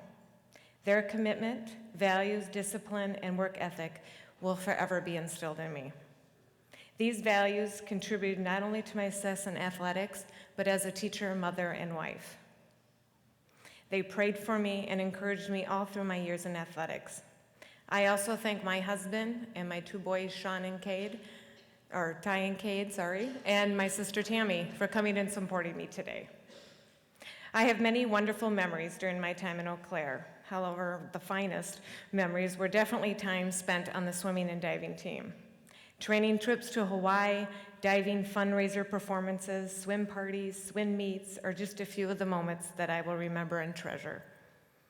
The swim team became more like my family away from home, and I acquired many important values in my time spent on the team, such as perseverance, self-discipline, dedication, and responsibility. I am truly honored for my recognition of my accomplishments tonight and the induction into the Hall of Fame. Thank you, Hall of Fame Committee, for the nomination into the Hall of Fame and all the hard work put together to make this event successful. Congratulations to everyone once again, and thank you.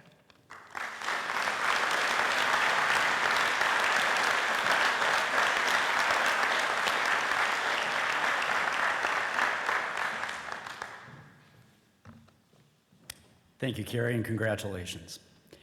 Would Rick Dahl please step forward?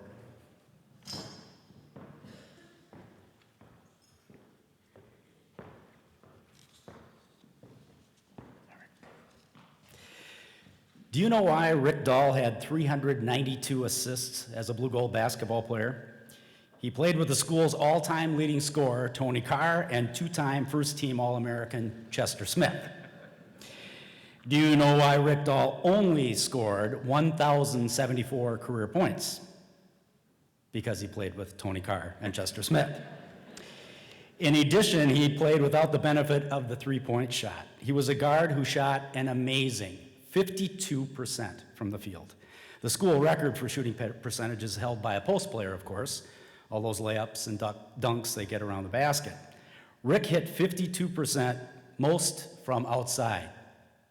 Way outside.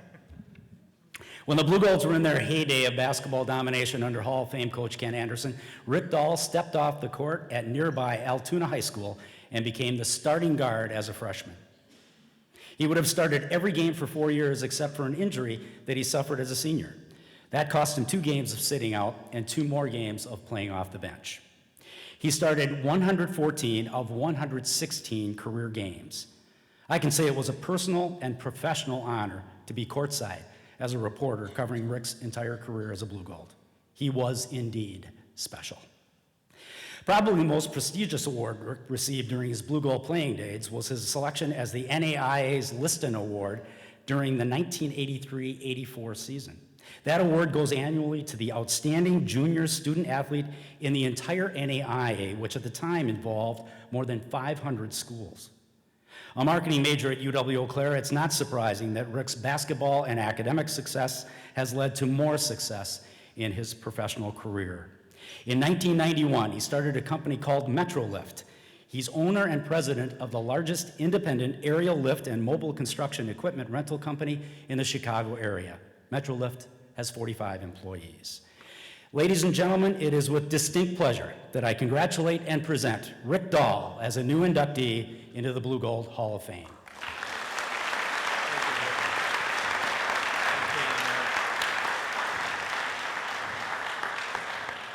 Thanks for those kind words, Rick. Really appreciate that. I am totally humbled to be part of the select group into the 2013 Blue Gold Hall of Fame. Really means a lot to me and my family. I'd also like to thank God, who's been a big part of my life. I'd start out with my table over here with my mom and dad. Thanks so much, Dave and Donna Dahl, for being there for all those years, not missing a game, and being such encouragers. My sister, Kathy, and her husband, Tim. 2 Blue Golds that I introduced on campus. That's a Blue Gold win right there.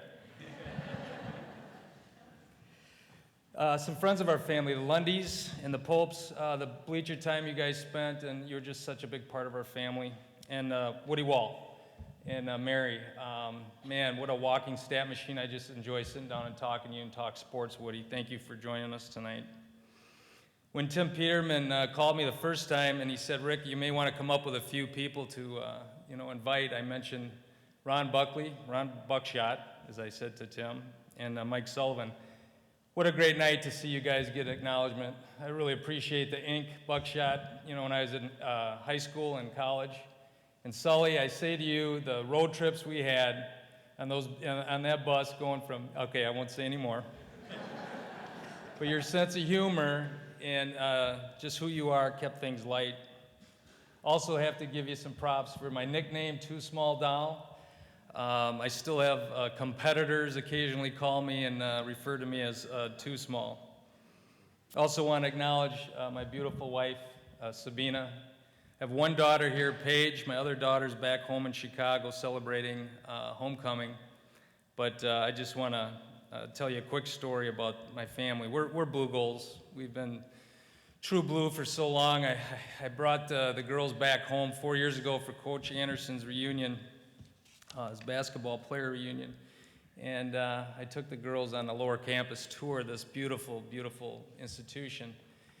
And I see 2 gentlemen walking towards us. It happens to be Dennis Blunk and Gib Hines. And for anybody that knows these 2 names, they're both 7-footers. That's quite the pair to draw to. So my 2 girls and those 2 7-footers meet.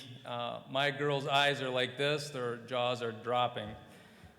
Obviously, those 2 guys were very gracious and talked to my girls, and as they walked away, both girls said, Dad, there's no way you played here. There's no way.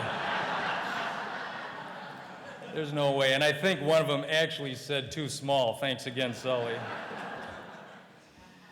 My connection here at the university started at an early age.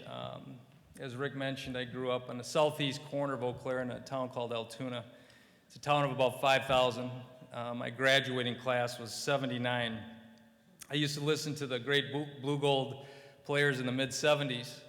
And I'd run down to the bus stop, to run down to the YMCA to get a chance to play against some of those players. I'll throw a couple names out there, like Guy Rosado, who used to go down to the YMCA and play. There were locals like the Hoffmans, the Reeds, the Wenzels.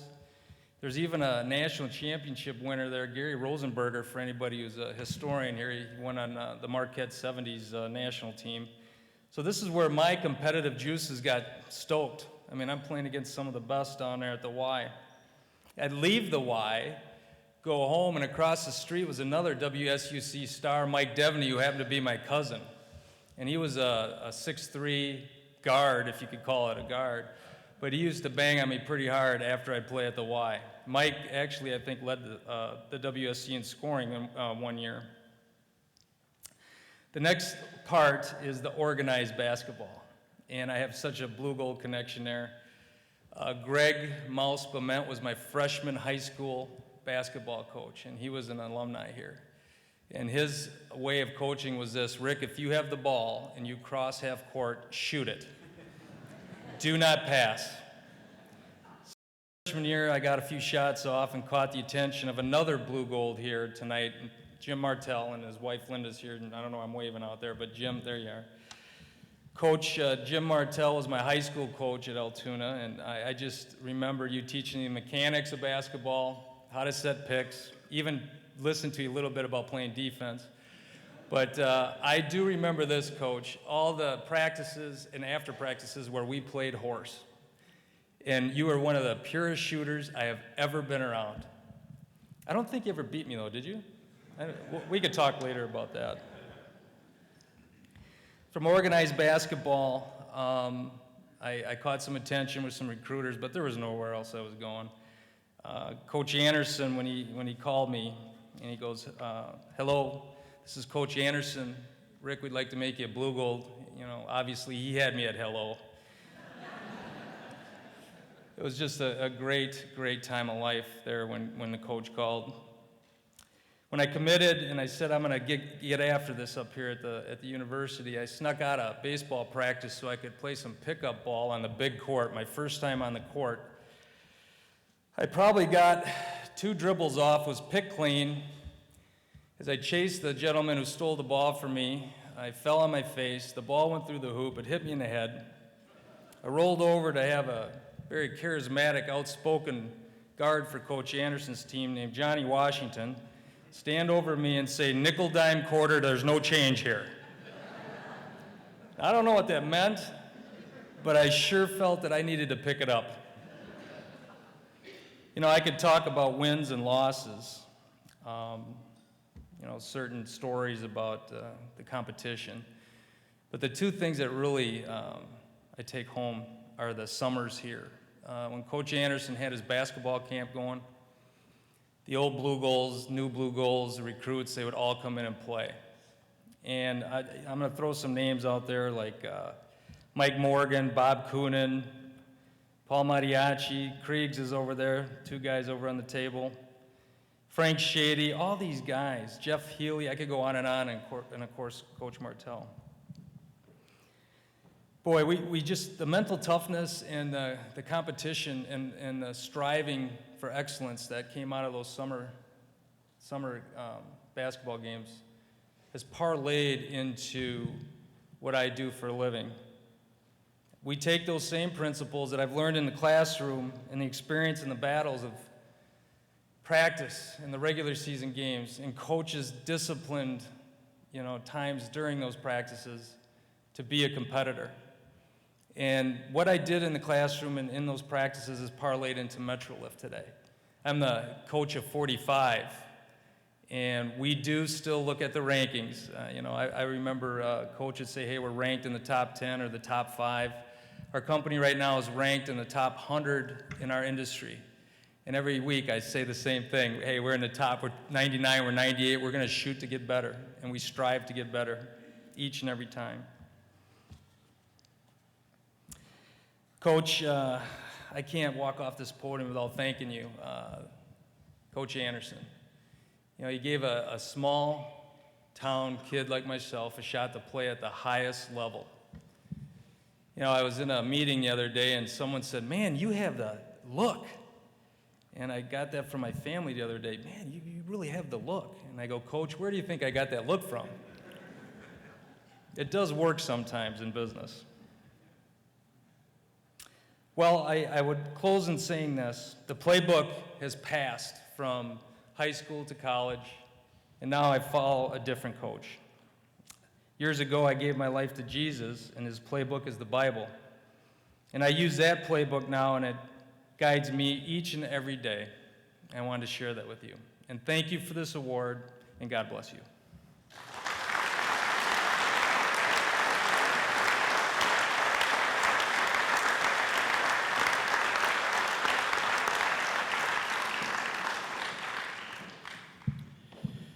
Thanks and congratulations, Rick. I think the only thing Rick and my basketball careers here at Eau Claire had in common was our first name.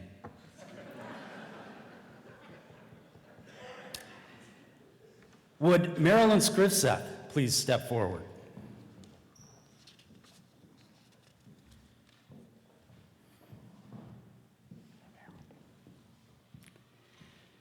If the Sandy Schumachers, Mary Muros, and Judy Kruckmans of the world were responsible for Blue Gold women to have opportunities to compete as a result of Title IX, Marilyn Scrivseth surely is responsible for the Blue Gold women's program to have taken the next step toward equity in sports.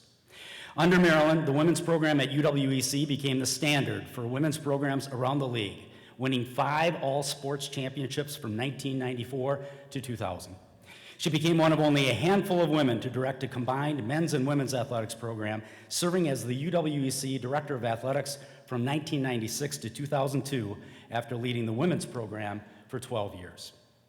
Marilyn was behind the push to add ice hockey, golf, soccer, and softball to the women's sports module and bring national championship tournaments to Eau Claire in basketball, softball 4 times, tennis, and gymnastics. A strong advocate for the student athlete, Marilyn established the department's Student Athlete Advisory Committee, the Blue Gold Ambassador Program to involve community members, and the Blue Gold Buddies Program to involve the youth of the community with the collegiate athletes. She was a strong advocate and consultant for gender equity in athletics and a recognized leader at the conference, district, and national levels. This all occurred after she established herself as a top-notch coach, earning Conference Coach of the Year honors 5 times as Blue Gold tennis coach and in her 1 season as the track coach. On top of all this, I can say personally it was always a joy to collaborate with Marilyn, a consummate professional. Ladies and gentlemen, it is with pleasure that I congratulate and present Marilyn Scrivseth as a new inductee into the Blue Gold Hall of Fame.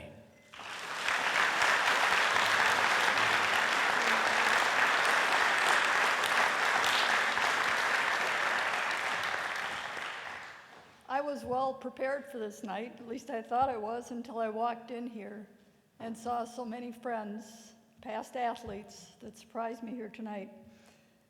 I'm going to hopefully follow Christine Grant's advice that she always said when giving a speech, and that was just simply stand tall, speak from your heart, keep it short, and sit down. You know, I've met so many people who have touched my life in so many ways, and I'm so surprised to see so many of those people here tonight. So many past athletes. What a shock to see them come from all over the country to join us tonight. And these were athletes. I mean, I'm not kidding you. When I was coaching, the best advice I could give them was just get the last point. And they did it over and over and over again.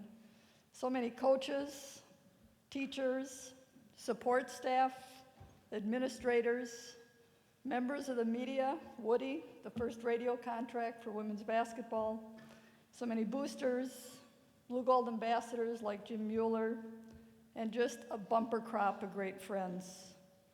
I just want to thank you for all that you've done for me, all the opportunities you've given me, and how truly special my life at Eau Claire has really been.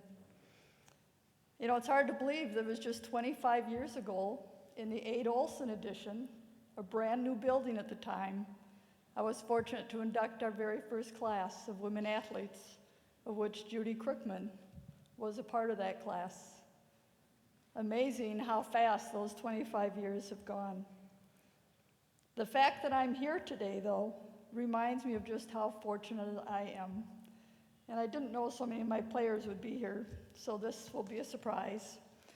But not everybody has a set of parents who will frame their 9th grade report card for them.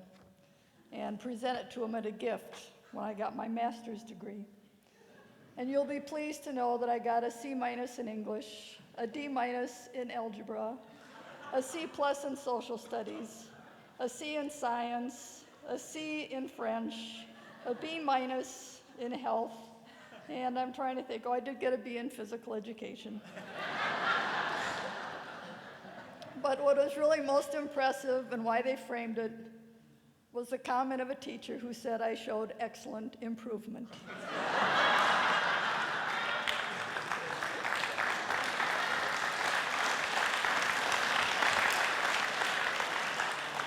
You know, I don't know what possessed my parents to keep that report card. And I mean, that was the good quarter, let me tell you. But to me, it is just amazing what things can happen. Because when I look back at that 9th grade report card, and I look at standards today, I had at least 4 strikes against me. I had no minimum GPA to get into probably any UW system school or Minnesota school. I certainly was not in the top half of my class, or probably more like the bottom quarter. Don't even think about an ACT score, folks. And in 1969, forget it. There weren't any college admission exceptions for college athletes, because you know what? We didn't exist. We had GAA, and that's the best we had, but we loved it. So thankfully, admission standards were different back then, or today I probably would never have had my PhD, my master's, my bachelor's, been a teacher, a coach, or administrator. And for all that, I'm truly thankful. But something really profound happened along the way, and actually a lot of profound things happened. And what the most important gift I got was that people started believing in me more than I ever believed in myself. There was the 10th grade teacher who took this kid who just wanted to get out of school as fast as I could and asked me if I would assist in her PE classes. And pretty soon she gave me a dream that I could become a PE teacher too, if I'd only get my grades up so I could go to college. And darned if I didn't do that. She gave me a dream, she believed in me, and off I went to UW-La Crosse. And at UW-La Crosse, I met another wonderful woman, Marty Stevens, a master teacher and a master coach. And I was fortunate that I was among the very best, the very first of the female athletes to experience intercollegiate athletic competition, because I was there in 1971 when the conference started. But Marty, in her wisdom, used coaching as a tremendous tool to help us grow. And I can't tell you how many times she told me, it's always easiest to practice what you do best. If you want to get better, you've got to practice, practice, and practice some more on what you do worst, and you'll improve. And how many times that recipe has been used for success, to practice what you can't do well. And that message she hit home really strongly, and I wish I would have remembered it before tonight. Because I was sitting in her office one day, and like all seniors, you put off the classes you hate the most until your senior year. Chemistry, which only by the grace of God did they let me retake a final so I could pass it in high school. Speech class, which terrified me. Statistics class, because I didn't want her to let her down. And one day she said, Marilyn, you know, you can get through all these things, but all you have to do is the same thing you've done every day to be good at tennis. And that is practice, practice, and practice some more. And for that speech tomorrow, she said, how many hours or how much time did you spend practicing your serve today? And I told her. And she said, well, how many times did you practice that speech today? And I said, once. She said, well, maybe you need to go back home and practice it some more. But she made connections for me that were powerful in so many ways. She also taught us that the harder you work, the more you invest in yourself and your team and in your dreams, the harder it is to give up and to quit or to fail. Lord knows there were times when I wanted to throw in the towel, but when you invest your heart and soul in stuff, you just somehow find a way to keep going and to keep giving it your best shot. And thanks to her guidance, somehow I graduated from La Crosse and was able to reach my dream of becoming a Phi Ed teacher at West Bend East High School. And what an amazing journey that was. I loved West Bend, great place to teach, and I loved every moment of it. But then I met another friend, actually at lacrosse, Bev Deering. And again, truth be told, I didn't apply to UW-Eau Claire back then. Bev applied to UW-Eau Claire. Bev was offered the job at UW-Eau Claire, and this was August, and for some reason, she turned it down. And she said, I have a friend, Marilyn, who I think would be a better fit for this job. And she called me, I got my application in, and 29 years later, I was still at Eau Claire.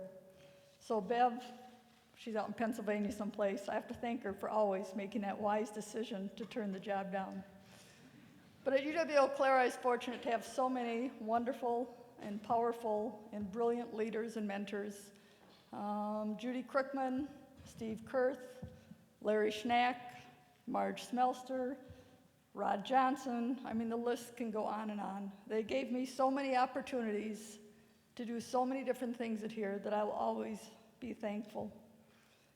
And then I had another really profound life-changing experience. Some people may regret it, but the university offered me an opportunity to go get my PhD. And I chose to go to the University of Iowa. It was close, they had a track record of getting you through, and they had some pretty important women there. Christine Grant, Bonnie Slatton, Peg Burke, the first three presidents of the AIAW. You know, I would have been happy at that time setting up folding chairs in McPhee for women's basketball for a whole lot of years. Some of you might have played up there. You know, I'd set up 50 to 75 chairs for every basketball game and was happy with the 50 or 75 spectators that showed up. But when I was in Iowa, something amazing happened. I walked into Carver Hawkeye Arena for a women's basketball game when over 20,000 people were in the stands. And I just said, we can do that. We can't get 20,000 people in the stands, but we sure can pack Zorn Arena. And it was those women who taught me that I had set my sights far too low. And I knew then that when I came back to UW-Eau Claire, I had to do more. And I know that Christine Grant would have told me not just that, she expected me to do more. Those women gave me the gift of looking beyond what had been acceptable to look for what is possible. And that truly made a big difference in not just my life, but in the lives of a lot of young people here at UW-Eau Claire. UW-Eau Claire has always been great to me. I can honestly say I love getting up for work each and every day. And there are a whole lot of people that can't say that. I'm sure that there are those of you who probably saw me especially when I came back from Iowa as some radical feminist. And maybe I was, just a titch. But I certainly didn't feel that way. To me, some of the things that I worked for and asked for, to me, they just simply seemed right at the time. They seemed as right at the time as it was to merge the program and to be one department.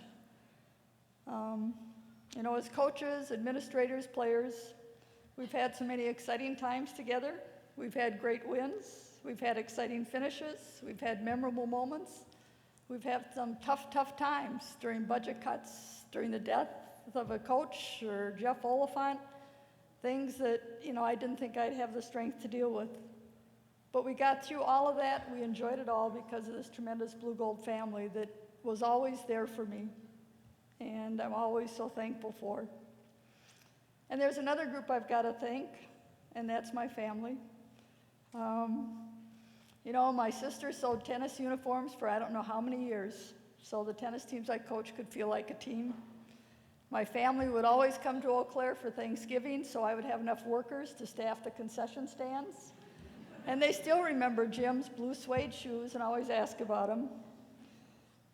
My dad, he was always an athlete, but always found time to hit tennis balls, to take us water skiing, just to keep us as active as possible. But he also gave our entire family the love of hard work, the notion if you're going to do it right, or you will do it again. And to try and always work smarter, not harder. I wish I would have been better at that. My mom didn't have an athletic bone in her body, but she had as much courage and strength to match any athlete. She taught us that no matter how difficult or painful the journey, there are always hidden gifts in the wake of every challenge if you only look for them. She taught us that no decision is ever final until another decision can't be made. So just make the best decision you can and get on with it. And you can always keep going long after you think you can't. And sometimes it's a great accomplishment just to survive another day. And she survived over 20 years battling cancer. Bill, the love of my life, introduced to me by Nancy and Marty Hendricks, believe it or not, at a blind date to go to a president's dinner here at UW-Eau Claire. You know, has taught me so much. You know, he gave me my life balance when it probably needed it the most. He taught me you won't be good for anyone else if you don't take care of you. Every day he would send me off by saying, do something good for you today and make sure you take time to play. And we've been having a blast playing for a long, long time now. Uncle Milt, some of you in this room know Uncle Milt. He's my hero, a special man. Uncle Milt will turn 101 on Halloween, and he's behind so many things I was able to accomplish, from giving me my first Jack Kramer autographed tennis racket, my first Carlton badminton racket, my first Patty Berg set of golf clubs. But he's just, to me, if there's a Hall of Famer for how to live life, he's the man I'd put there first. So anyways, may each of you out there be as lucky as I've been to find a passion for something, to have people believe in you, to give you opportunities to be the best you can be. I've inducted a whole lot of people into this Hall of Fame over the years, and I'm always so proud of the work our coaches do, our student athletes do, the support the administrators give us, the student body. But it is indeed a pleasure here to be on the opposite side of the podium and receiving this recognition. Thank you to everybody who's made it a special night for me, especially that goldarn tennis team that taught me so much and all surprised me for being here tonight. Thank you.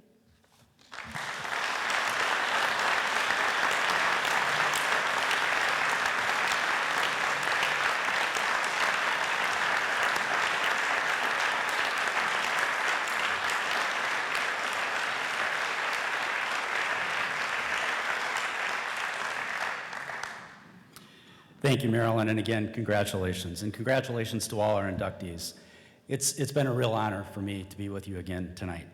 At this time, I'd like to call Scott Kilgallen back to the podium for the formal induction of this year's class. Great. If we could take another moment to thank Rick for his talents tonight. Thank you.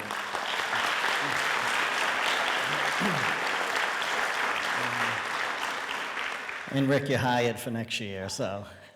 One of the parts of the job, like Marilyn said, of an athletic director is to do the formal induction into the Hall of Fame, and I can tell you it's probably one of the most humbling parts of the job and what I consider one of the most important parts of the job.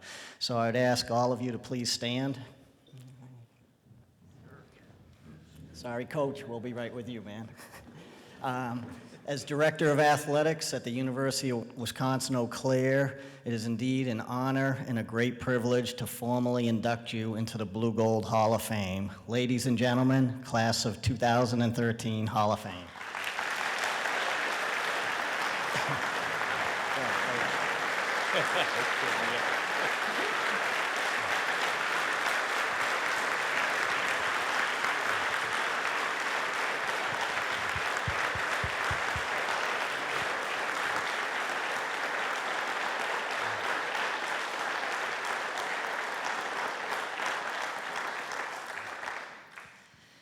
I would like to, again, congratulate all the award winners. Thank you, everyone, for celebrating this great evening tonight. Please feel free to stay around, socialize. For all the award winners, we do have the boxes to transport your awards back home at the backstage here. And again, I want to thank everybody, and please drive safe home. Thank you.